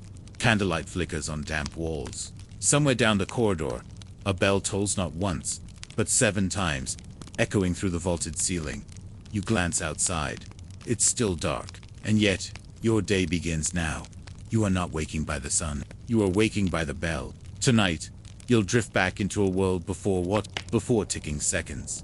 Before standardized time, a world where hours were fluid, seasonal, and often confusing. Where time was sacred, not scheduled. Where entire towns listened for the bell tower to know when to wake, when to pray, when to eat, and when to sleep. This is the story of how medieval Europe told time and why it didn't always agree with itself. Long before clocks ruled our lives, people measured time by the natural world, the rising and setting of the sun, the length of shadows, the chirping of birds at dawn, the ringing of bells in the monastery. And in monasteries, time was everything. Following the rule of Saint Benedict, monks were required to pray 8 times a day matins before dawn, lauds at sunrise, prime in the early morning, and so on until complete just before bed. But without clocks, how did they know when to stop working and start praying? They relied on observation and bells. The first timekeepers weren't clocks. They were monks with astrolabes, water clocks, or even candles marked with hour lines. Some abbeys used sunglasses. Others stationed brothers in watchtowers to observe the first glimmer of dawn. When the moment came, they'd ring a bell sending sound through stone and sky. The bell became the anchor of daily life. In cities, church bells structured the rhythm of work. The morning bell called bakers to light their ovens. The noonday bell signaled rest. The curfew bell warned citizens to return home before the city gates closed. Even towns with no clocks had bells. Sound was time, but sound could be misleading, because medieval time wasn't fixed. An hour in summer could last 75 minutes. In winter, it might be just 45. The day was divided into 12 daylight hours and 12 nighttime hours. But since daylight varied with the seasons, so did the length of each hour. So, when someone said, "Meet me at the 3rd hour," it didn't mean 3 o'clock. It meant the 3rd division of sunlight, which changed by the day. And this wasn't a mistake. It was a philosophy. Time, to medieval minds, wasn't mechanical. It was divine. The movement of stars, the phases of the moon, the whisper of seasons, these were signs, not measurements. Clocks, when they came, were not for scheduling meetings, but for praising the Creator. The earliest mechanical clocks in Europe, installed in churches in the 13th century, didn't even have faces. They rang bells, nothing more. But eventually, things began to change. As towns grew, markets expanded, and merchants needed to coordinate trade. Uniform time became desirable. The old seasonal hours didn't work when wool had to be weighed or grain shipped on schedule. City leaders began installing more regular timekeeping mechanisms, first in towers, then in squares. But not everyone agreed on what time it was. Each town set its own hours based on local solar noon. So, Paris might be 10 minutes ahead of Rouen. London might be 5 minutes behind Canterbury. No one noticed until long-distance coordination became necessary, which wouldn't happen for centuries. So we're left with a peculiar question. What did it feel like to live in a world where time was sensed, not seen? Where an hour was a stretch of light, not 60 fixed minutes? Where bells, shadows, and seasons carried more weight than numbers? To understand medieval timekeeping, you need to picture a world not yet governed by precision. Imagine you're a cobbler in a small town in the 13th century. You wake not by alarm, but by the light seeping through shutters. You'll listen for the church bell, perhaps. One toll at prime, the second bell for mass. There is no clock on your wall. Time, to you, is a sound and a sensation. You know the morning not by numbers, but by the smell of bread baking. The hour before sunset is marked by the angle of light on the street. You work until you can't see your tools clearly. You eat when you're hungry. You pray when the bells ring. This was the everyday reality for most Europeans for over 1,000 years. Time was local, relative, and profoundly communal. In towns and villages, everyone shared time. The bell tolled for all, and all responded. Farmers, merchants, clergy, and children moved together, not in perfect sync, but close enough. There were no time zones, no personal watches. Life moved according to nature, the church, and custom. And while that might sound chaotic to modern ears, it was often more forgiving. There was no pressure to be exactly on time. A meeting could begin after midday, or when the sun leaves the wall. People allowed for weather, distance, and delays. You were not late, you were just not yet there. Still, for those with the responsibilities, especially religious, once keeping track of hours mattered deeply. Monasteries led the way in time discipline. A monk might be assigned to maintain a clepsydra, or water clock. This was a bowl with a hole at the bottom, designed to empty in a set amount of time.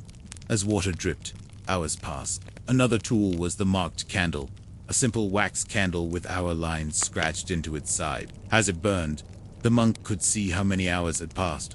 Later, astronomical devices like armillary spheres or astrolabes helped monks and scholars track solar time. These instruments weren't common only. A few could read them, but they marked a slow transition from fluid time to something closer to measurable precision. And then came the breakthrough. The mechanicalist. In the late 13th century, engineers in Europe began experimenting with clockwork gears and weights that moved in regulated steps. One of the earliest known examples was built around 1283 in Dunstable Priory, England. Another was constructed in Milan around 1300. These machines didn't tell time as we know if they struck bells on the hour, but had no faces.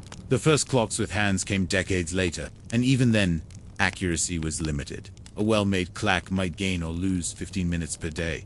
That was acceptable. Time was still a rough sketch, not a measured line, but the symbolism had shifted. No longer was time just in the heavens or the earth, it now lived in machines. Bells no longer needed monks to ring them. The clock could strike on its own. Time had become mechanical. Cities began building public clock towers not just for utility, but as symbols of power and order. The clock on the city hall told citizens, here is the center. It created shared experience, reinforced civic identity, and slowly started to reshape expectations. People began dividing the day more rigidly. Taverns opened at specified hours.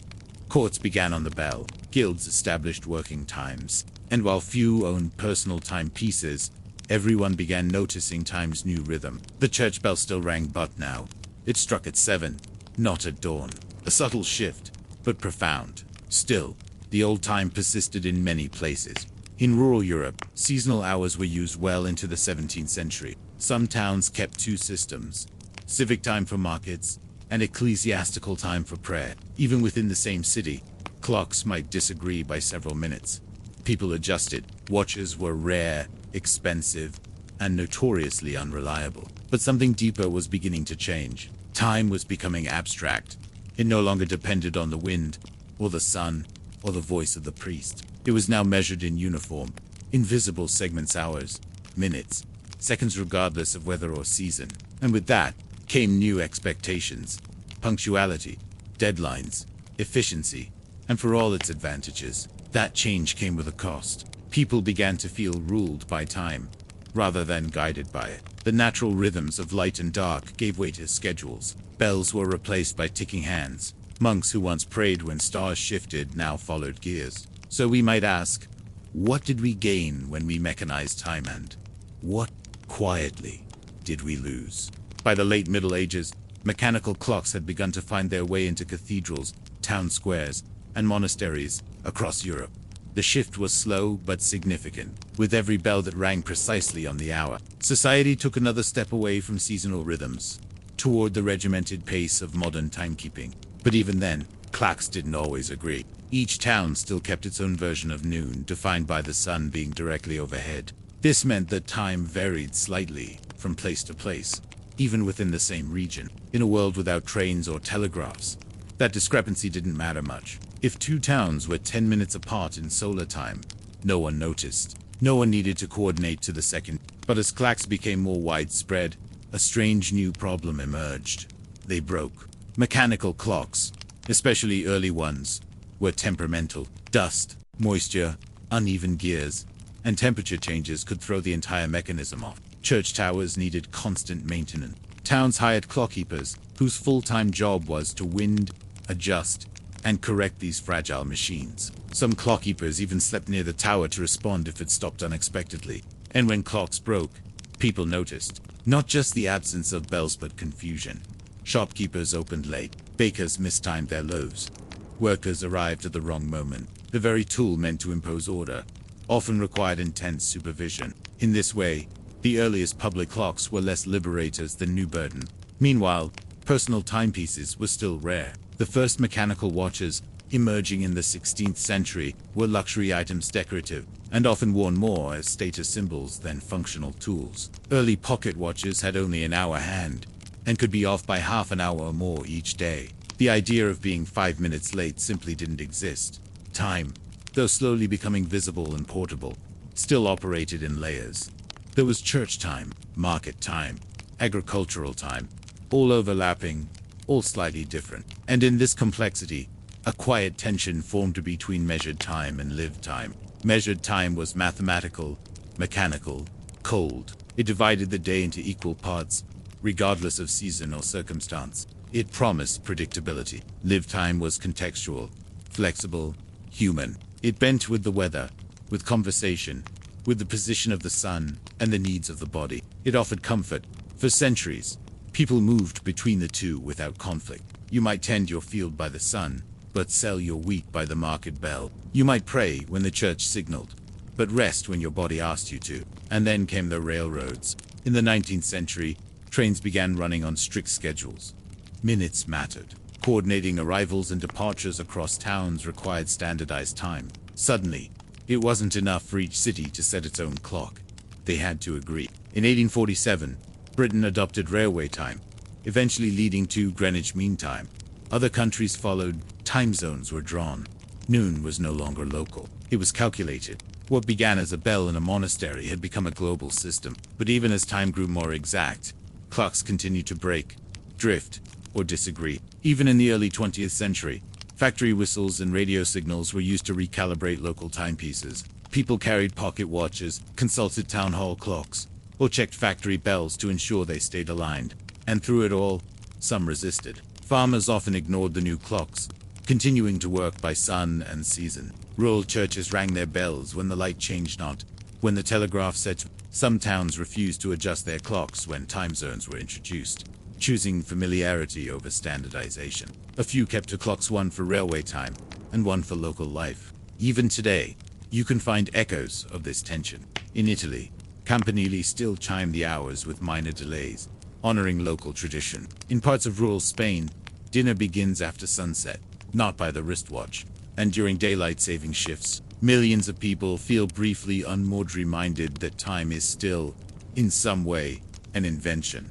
And perhaps, as you listen to the tick of your own clock or the hum of your phone, you might pause to wonder, do we own time? Or does it own us? Are we freer now, with seconds slipping by on glowing screens? Or did something gentler exist when time was rung by bell, read in shadow, and shared among neighbors? So tonight, as you drift toward sleep, let the ticking fade. Imagine the dim stone corridor of a medieval abbey, a candle guttering, a monk climbing stairs in silence. He strikes a bell soft, steady, not because the gear said so, but because the stars did. And ask yourself, in a world ruled by precision, is there still space to measure time with something as simple as light or breath? You are descending a narrow tunnel, carved from soft volcanic stone. The air grows cooler with each step.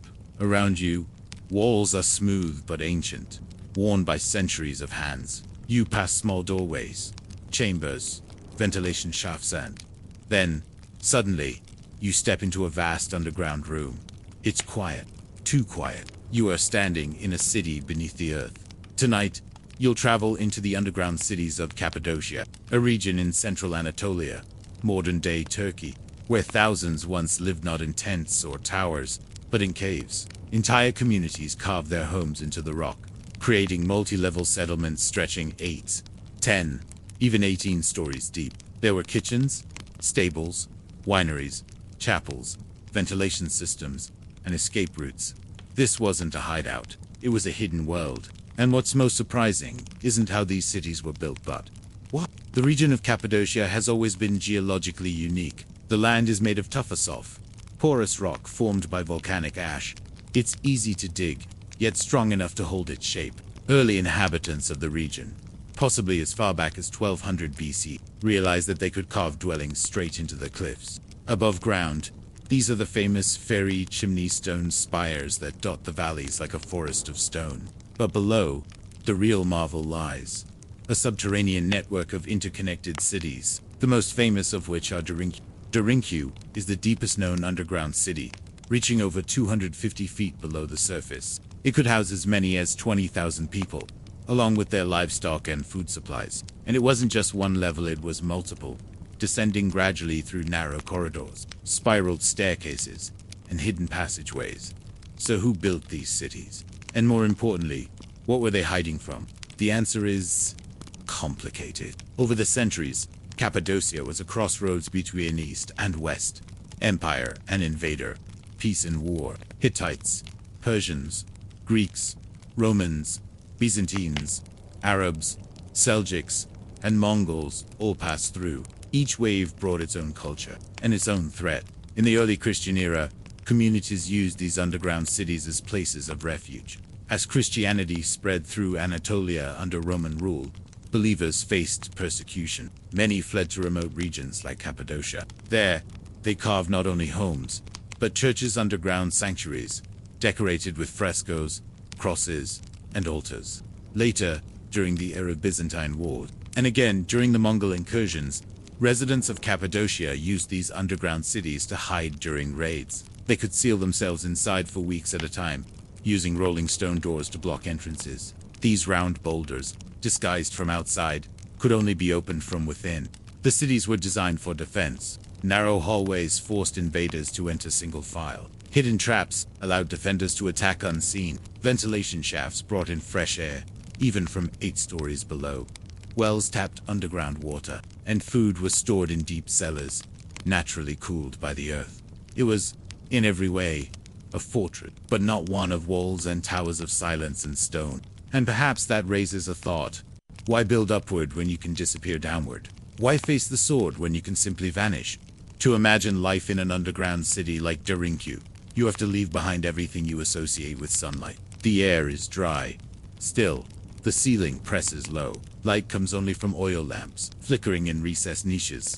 There are no windows, no wind, just the smell of earth, the murmur of voices, the sound of footsteps against stone. But for the people of Cappadocia, this was home, not a prison, not even a compromise, but a sanctuary carved from need. The deeper levels of Darinkyu were astonishingly well organized. On the upper floors, near the entrance tunnels, were stables, large, low-ceilinged spaces where animals could be housed. Just beyond, kitchens with stone counters and blackened ceilings from centuries of soup. On another floor, you'd find storage rooms for grain, oil, and dried fruit, all kept cool by the consistent temperature underground. Further down, living quarters, carved niches for sleeping, raised platforms for sitting or eating, at even greater depths, wineries, chapels, classrooms, and communal halls. Entire floors were designated for religious functions, with apses and altars still visible today. Some churches bore faint remnants of frescoes, red ochre crosses,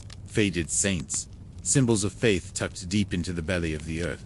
And always, the design followed a simple rule: function before form. Everything was calculated: air shafts, water channels, waste pits. Even the smallest homes had routes to the surface via hidden passages or vertical shafts. Wells were dug from above, but designed to be inaccessible from outside, preventing enemies from poisoning them. The level of planning suggests not just survival, but long-term habitation. But these cities weren't always populated. They were more like life raft-centered.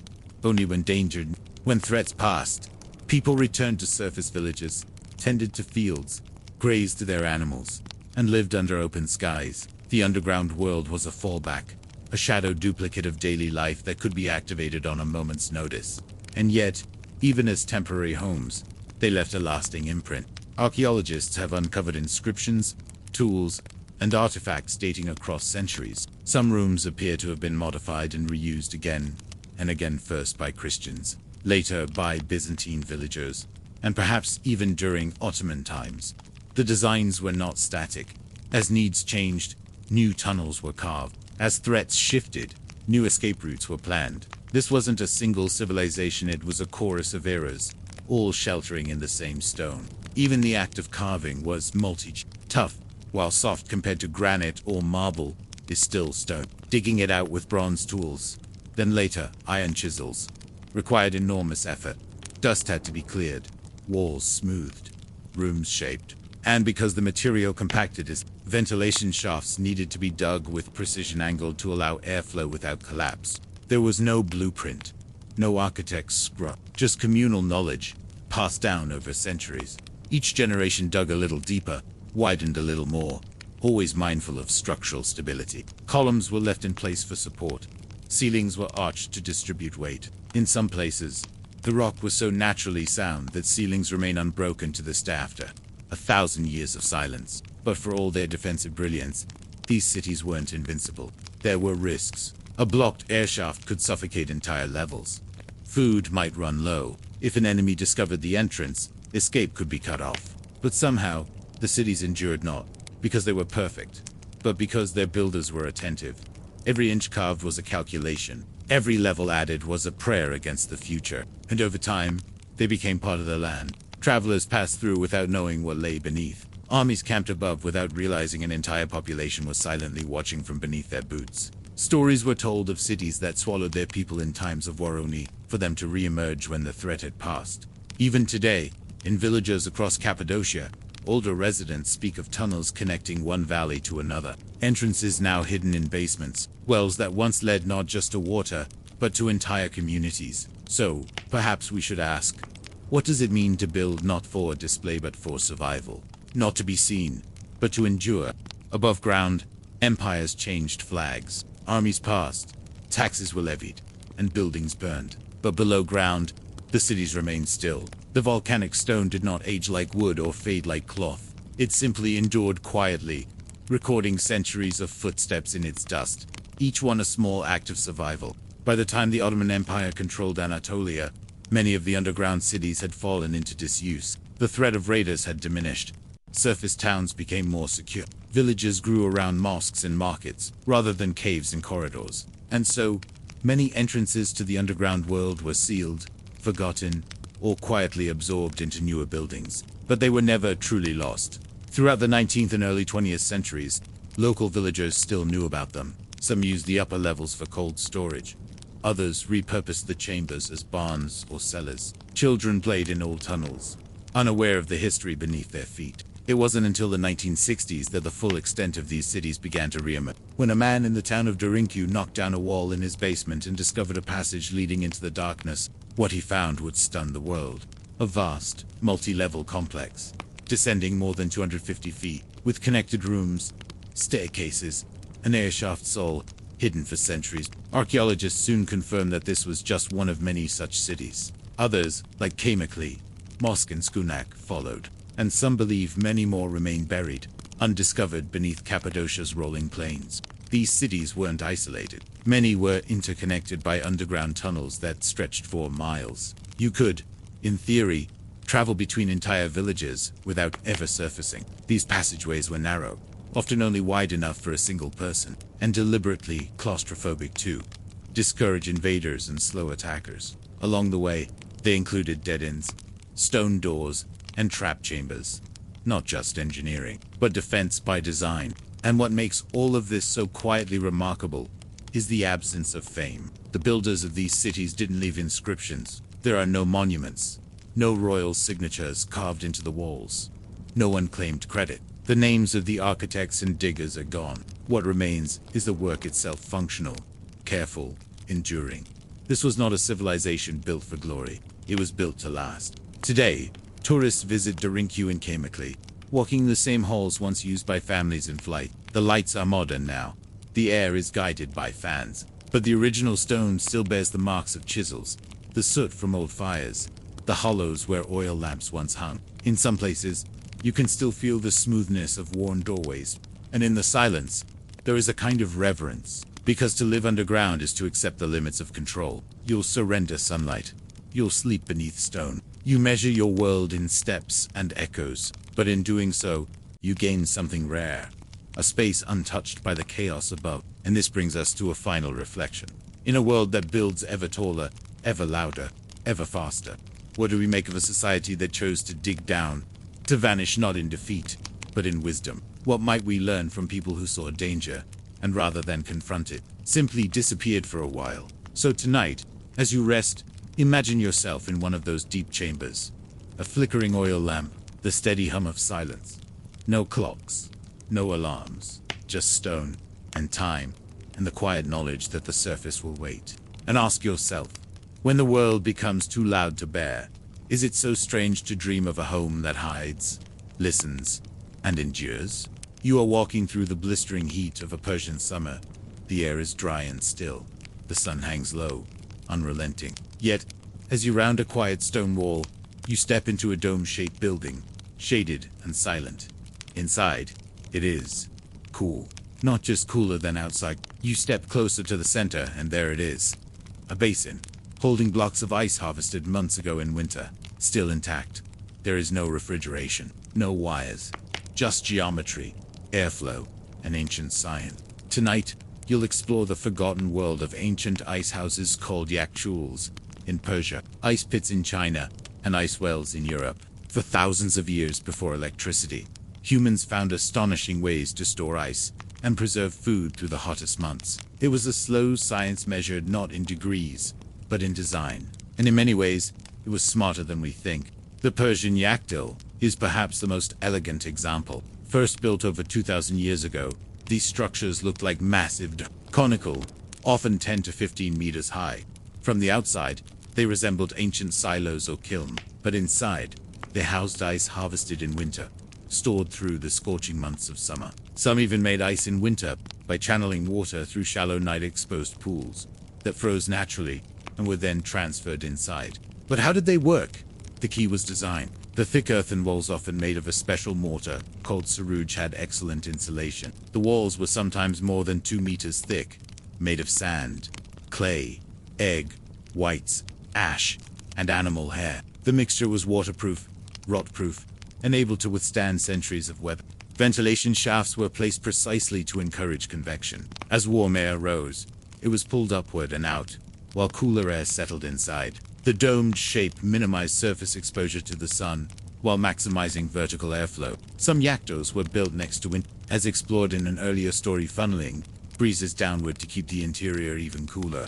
The floor of the yaktul sat below ground, where the temperature was more stable. Meltwater was collected in drainage channels, and often led away, or refrozen overnight. With careful management, blocks of ice stored in winter could last deep into August. But the yaktul wasn't just for ice. It was used to store food, dairy, fruits, even meat in some cases. For the Persian elite, it meant chilled drinks in summer. For traders and farmers, it meant extended preservation and reduced waste. For everyone, it was a mark of ingenuity in an arid world, and Persia wasn't alone.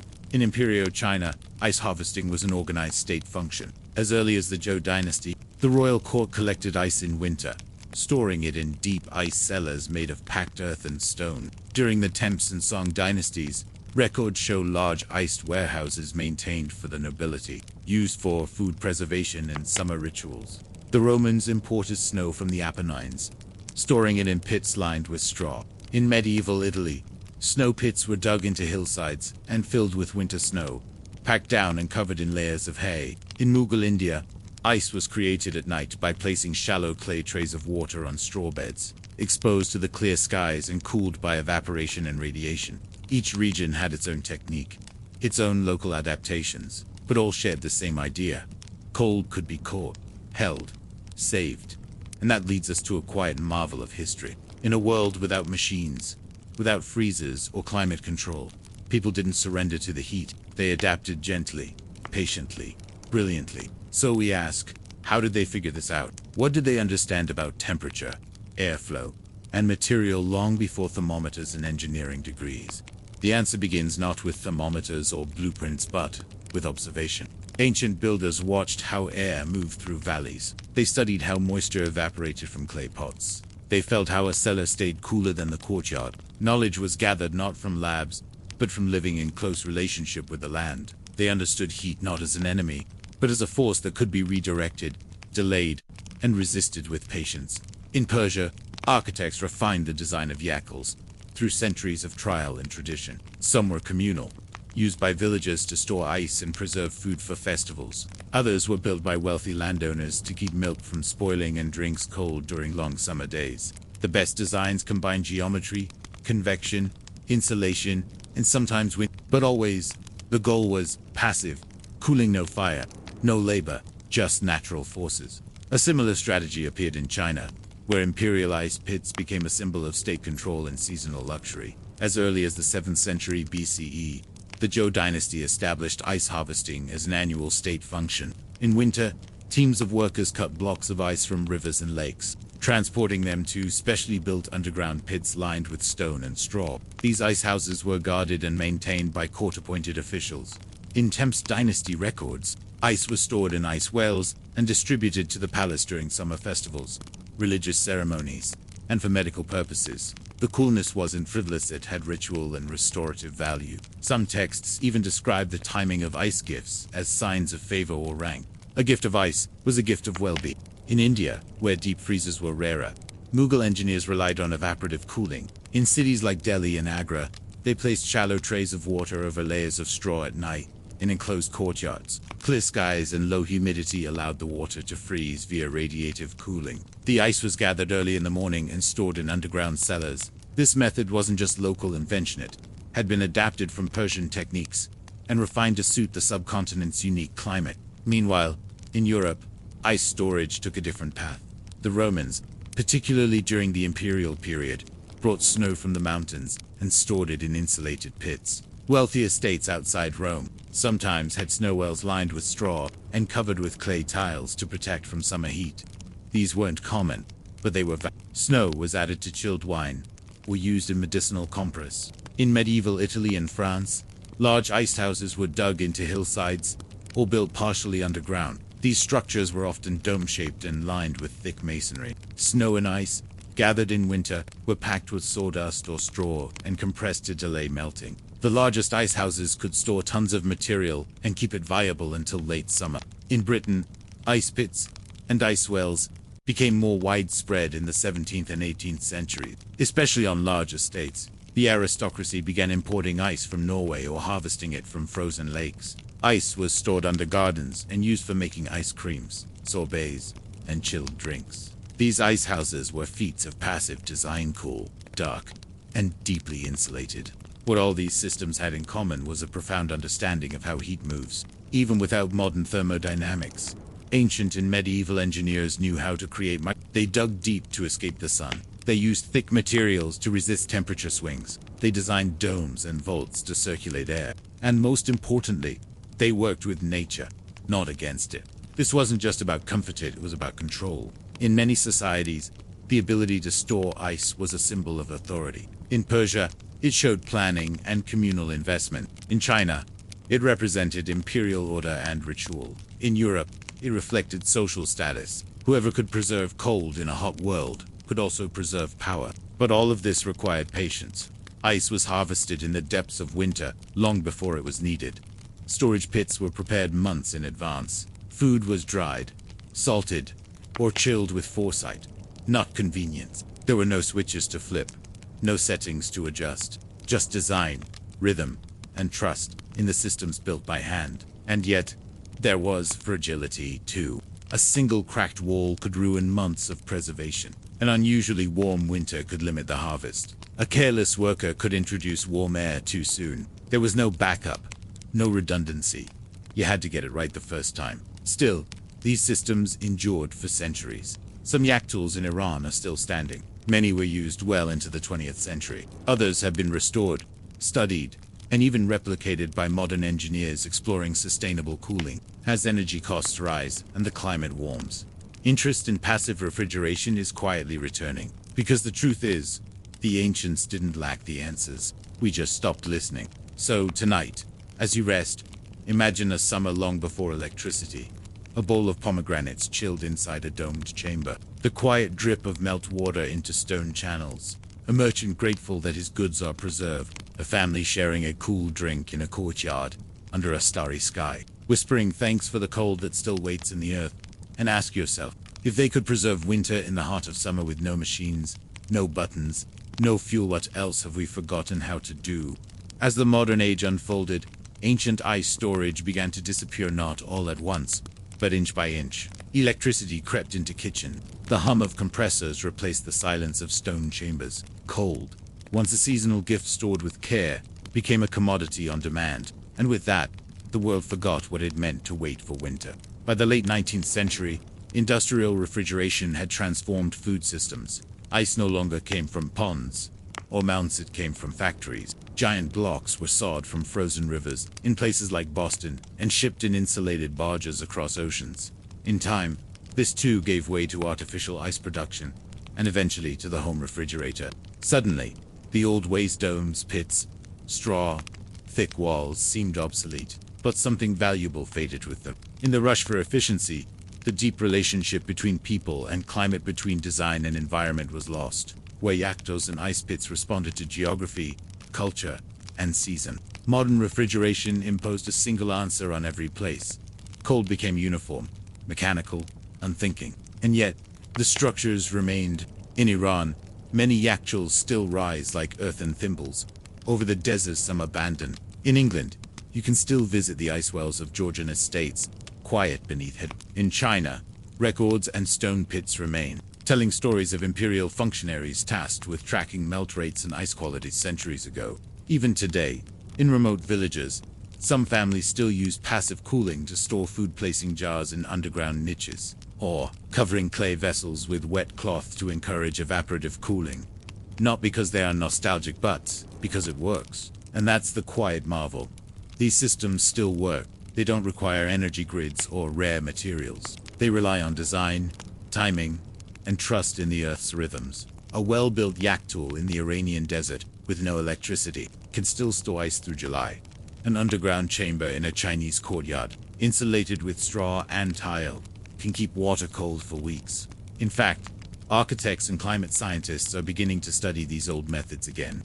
As cities' heat and energy costs rise, interest in passive cooling, once considered outdated, is returning. Urban planners are experimenting with ventilated roofs, subterranean insulation, and windcatcher-inspired towers. The challenge is no longer just how to cool a building, but how to do so sustainably, and how to listen to the past. There are even startups exploring modern yaktul low-tech refrigeration systems for rural areas without access to power. They're not just reviving old techniques, they're acknowledging that those techniques were never broken. They were just buried beneath convenience. So, as you lie there tonight, imagine standing inside a yakchot at noon. Dust floats across the desert, but in here, the air is still. Cool. You press your hand against the stone wall, cooler still. A carved drainage channel slopes away. A block of ice chipped last night rests beneath a canvas wrap. No hum, no light, no rush. Just preservation of cold, of patience, of knowledge. And then think, what else have we mechanized out of memory? What other quiet wisdom lies waiting beneath domes of dust and silence? What would it look like if the future remembered how to be cool by staying close to the earth? You are holding a scroll sealed in wax, its edges browned by age and wind. You tuck it into a leather pouch, tighten the straps across your chest, and mount a lean horse already restless with the scent of travel. In the distance, the mountains shimmer. Your orders are clear. Deliver this message, no matter how many rivers, deserts, or weeks it takes. Tonight, you're going to follow the ancient couriersmen who carried information across vast empires long before the world had post offices, email, or phones. Messages that could determine peace or war, trade or famine, life or death. Systems designed not for speed alone, but for resilience. Across thousands of miles and countless dangers, long before the mailman, there was the Persian and the Achaemenid Empire, stretching from the Indus Valley to the Aegean Sea, relied on a remarkably efficient courier network described by Herodotus as so precise that neither snow, nor rain, nor heat, nor darkness of night could stop its riders. You may recognize those words. They still hang in the inscription on the New York City post office. But they were first written about Darius's couriers, riding from one station to the next. These relay posts, or chaparcone, were positioned roughly every 25 to 30 kilometers. At each, a new horse and sometimes a new rider. Messages were passed along like a baton, allowing news to travel 1,500 miles in less than a week. For the ancient world, this was astonishing. And it wasn't just Persia. Across the Mediterranean, the Romans developed a similarly complex system called the Kusi. It used way stations for changing horses and mansionese for overnight stays. Messages were often carried on wooden tablets coated with wax, or sealed scrolls. The roads, famously straight, were built not just for soldiers but for information. At its height, the Roman Empire's mail network connected Britannia to Antioch, with a set of formal routes, estimated travel times, and ranked permissions. Only certain classes could use the state courier system, and abuse of it was punishable. But the efficiency was clear. A letter from Gaul could reach Rome in under 10 days, faster than some mail moves today. Meanwhile, far to the east, China was developing its own courier marvel. The Han Dynasty's postal system included thousands of kilometers of roads, official inns, and uniformed couriers, carrying bamboo slips or silk scrolls. Couriers were expected to travel hundreds of kilometers a day, often in extreme weather, and the system was backed by strict laws. A lost message could mean demotion or worse. But in China, mail was more than just communication. It was governance. In a land too vast to rule from one place, The emperor depended on a constant flow of reports from the province. This network helped collect taxes, announce edicts, and monitor distant generals. The very survival of the empire depended on timely information. And across the sea, the Inca Empire, with no wheel, no horses, and no written script, built one of the most stunning courier systems in history. The young, fit runners stationed every 6 to 9 kilometers along the empire's Incan route. 40,000 kilometers of stone-paved highways across mountains, valleys, and deserts. The chasqui relayed quippus-knotted strings encoding data along with oral messages. A single chasqui might run for 12 hours before passing the message to the next. Thanks to this system, a message from Cusco to Quito over 2,000 kilometers could arrive in less than a week. No animals, no paper, just legs, lungs, and memory. Each civilization had its own methods, but the need was the same. Connect the far to the near. Ensure the voice of the center could reach the edge and that the edge could speak back. And in each case, the courier wasn't just a messenger, he was a lifeline. So, tonight, as you drift towards sleep, imagine riding through an ancient land. The stars above are your compass. The wind carries dust, and the sound of your horse's hooves beats like a slow drum across empire. You ride not for glory, but for continuity, for the pulse of communication that holds distant places together. And ask, what was it like to live in a world where a single message took weeks to arrive, and yet still mattered? The life of an ancient courier was not glamorous, but it was vital. You didn't just deliver messages, you held a fragment of the empire's awareness, wrapped in parchment or carried in your head. You were not allowed to fail.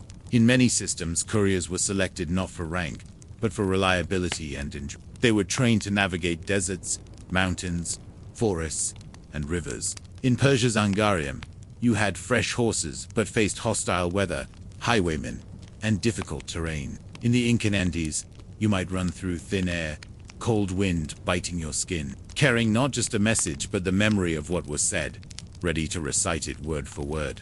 Sometimes the message was sealed, other times it was memorized. In Mongolasia, under the rule of Genghis Khan and his successors, the armed system developed a sprawling network of relay stations and waypoints stretching from Eastern Europe to Korea. Riders carried messages, official documents, even trade goods. They wore special tablets that gave them right-of-way, and demanded food and horses from locals. Messengers could cover up to 200 miles a day, faster than anything seen in the West for centuries.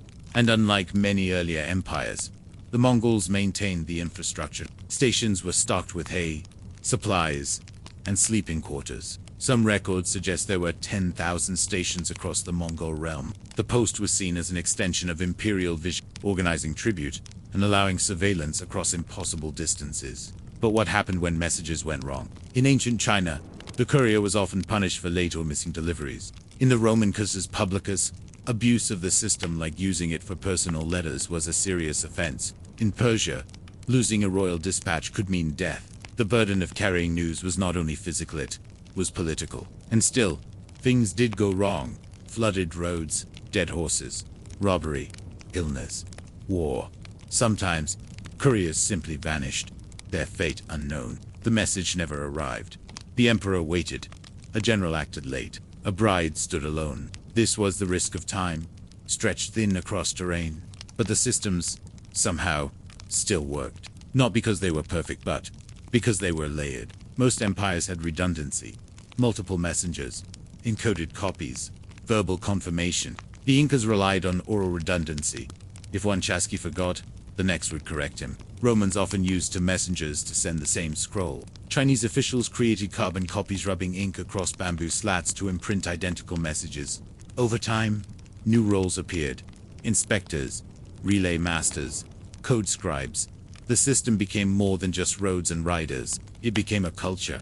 In medieval Islamic empires, for example, the bird postal system doubled as a spy network.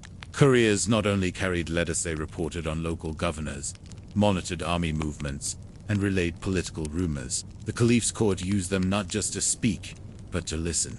The Ottoman Empire refined this further. Couriers, called dulak, operated on foot and horseback. The routes followed the contours of conquests from the Balkans to Arabia. Sultans demanded reports from provincial governors, and ulaks had to carry documents sealed with the imperial tugra calligraphic signature.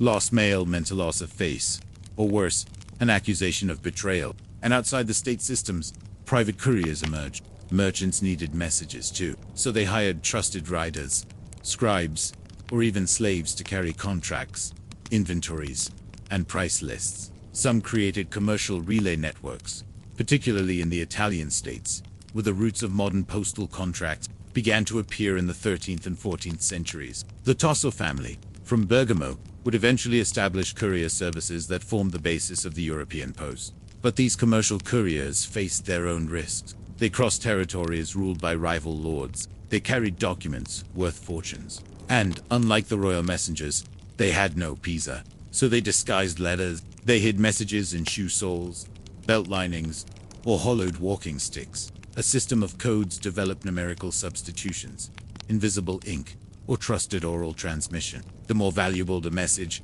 the more fragile its journey. And still, the long wait continued. A message from Venice to Paris might take 3 weeks. From Damascus to Cairo, perhaps 10 days. From Chang'an to the Great Wall, 15 days in fair weather, longer in winter. There was no tracking, no arrival alerts. You simply sent it and hoped. So tonight, picture yourself waiting in a distant outpost. You've lit a lantern. You sit beneath a carved lintel, watching the road.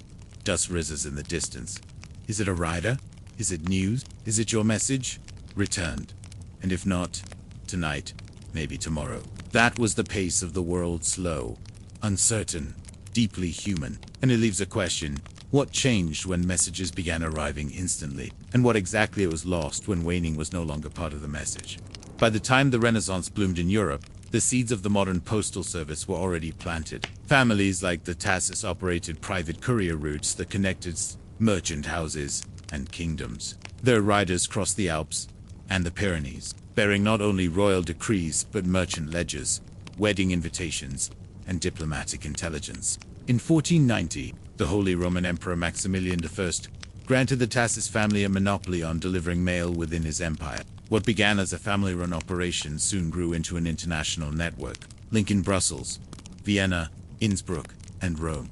It was fast for the time, impressively organized, and surprisingly private. For a fee, your message could now cross a continent, but even this improved speed was measured in days or weeks, not seconds. A merchant in Augsburg might wait 10 days for a response from Milan. A cardinal in Paris might wait a month to hear from Rome. The pace of life still allowed for reflection, for pauses between thoughts. A message didn't just arrive, it traveled, collecting dust, context, and anticipation. And the world adapted its rhythms accordingly. Writers composed long letters, thoughtful and deliberate. Decisions were not made until the courier returned, and when news came, it was read with care, knowing what it had cost to arrive: miles, sweat, maybe even blood. A letter was not just content, it was presence. As early modern states grew more centralized, so did their control over communication. France, under Louis XIV, established a national postal system. England's Royal Mail began formal operations in 1660, and by the 18th century, many European nations had scheduled routes, uniformed postmen, and fixed rates. But mail was still expensive and often read by others. Letters were routinely opened by censors, especially during wartime. Secrecy was rare, so codes, ciphers, and euphemisms remained tools of correspondence. Meanwhile, in colonial empires, post was an extension of control. In British India, imperial couriers on horse, foot, or train carried orders between Delhi, Calcutta, and the far reaches of the Raj. In Spanish America, mounted messengers known as Chascazan Echo of the Inca system carried royal decrees across the Andes. In each colony, the mail system mirrored the logic of empire, hierarchical, centralized, and always oriented toward the metropole. But across these systems, one thing stayed constant: waiting. In the American colonies, it could take months for a letter from London to reach Boston. In Napoleonic Europe, war might delay mail indefinitely. On the Russian steppe, messages moved via sleighs, carts, or horses, weather permitting. And even when telegraphs appeared in the 19th century, they were limited, expensive, coded, short. For most people, letters remained king. It wasn't until the late 1800s and early 20th century, with the spread of railways and steamships, that truly regular, reliable mail became possible for the average citizen. And even then, A letter still needed time days across countries, weeks across oceans. And then, the changed telephone wires, fax machines, emails, and now instant messages. What once moved with dust and hoofbeats now travels on fiber and satellite. We send and receive before the ink could once dry. We answer in seconds, forget in minutes. The weight has vanished, but so too has something else. The weight of words. To write a letter that would take 3 weeks to arrive was to think carefully. To read a message that crossed a desert or forest was to treat it as a treasure. Today, we scan, we forget, and yet, some still write letters. Some still wait to the mailbox. Some still tuck away old envelopes, creased and yellowed, because they hold more than sentences. So tonight, as you drift to sleep, imagine once more the rider in the distance, the crunch of hooves, the dust rising, a worn satchel, a seal unbroken. Your name finally arrived. And ask yourself, was the message stronger when it had to cross mountains to reach you? Or is it the weight that made it mean more? And now, the riders have all gone quiet. The dust has settled on distant paths, and the scrolls, once urgent, now lie folded and still in drawers that no longer open. The echo of hoofbeats fades into the landscape of memory, and the voices that once hurried across empires are no longer in a rush. You can rest here, in the stillness they left behind. You don't need to chase the message anymore. You've already arrived. Let your thoughts drift slowly, like a letter floating across time patient and unboarded. The world once waited for every word. Every sentence was measured. And tonight, you are allowed to pause in that rhythm again. Breathe slowly now. There is nothing left to deliver. Nothing that must be said. The world can wait. Just as it once did. Just as it still can. You are resting in the soft envelope of time. And around you are the quiet artifacts of correspondence and sealed letters never opened. Footprints in forgotten post roads. Words suspended in wax and parchment. They do not demand your attention. They are content to rest beside you. In the dark, the fire has burned low. The oil lamp is flickering out, and the paper beneath your fingertips is warm from your hands, not from urgency. The riders are asleep. The cities are distant. The message is safe. You don't need to carry anything else tonight. Close your eyes. Nothing is late. Nothing is missing. You have nothing left to prove. You are not forgotten. You are here, and all is well. So go ahead, sink deeper now. The message has arrived. The journey is done, and the night will hold you.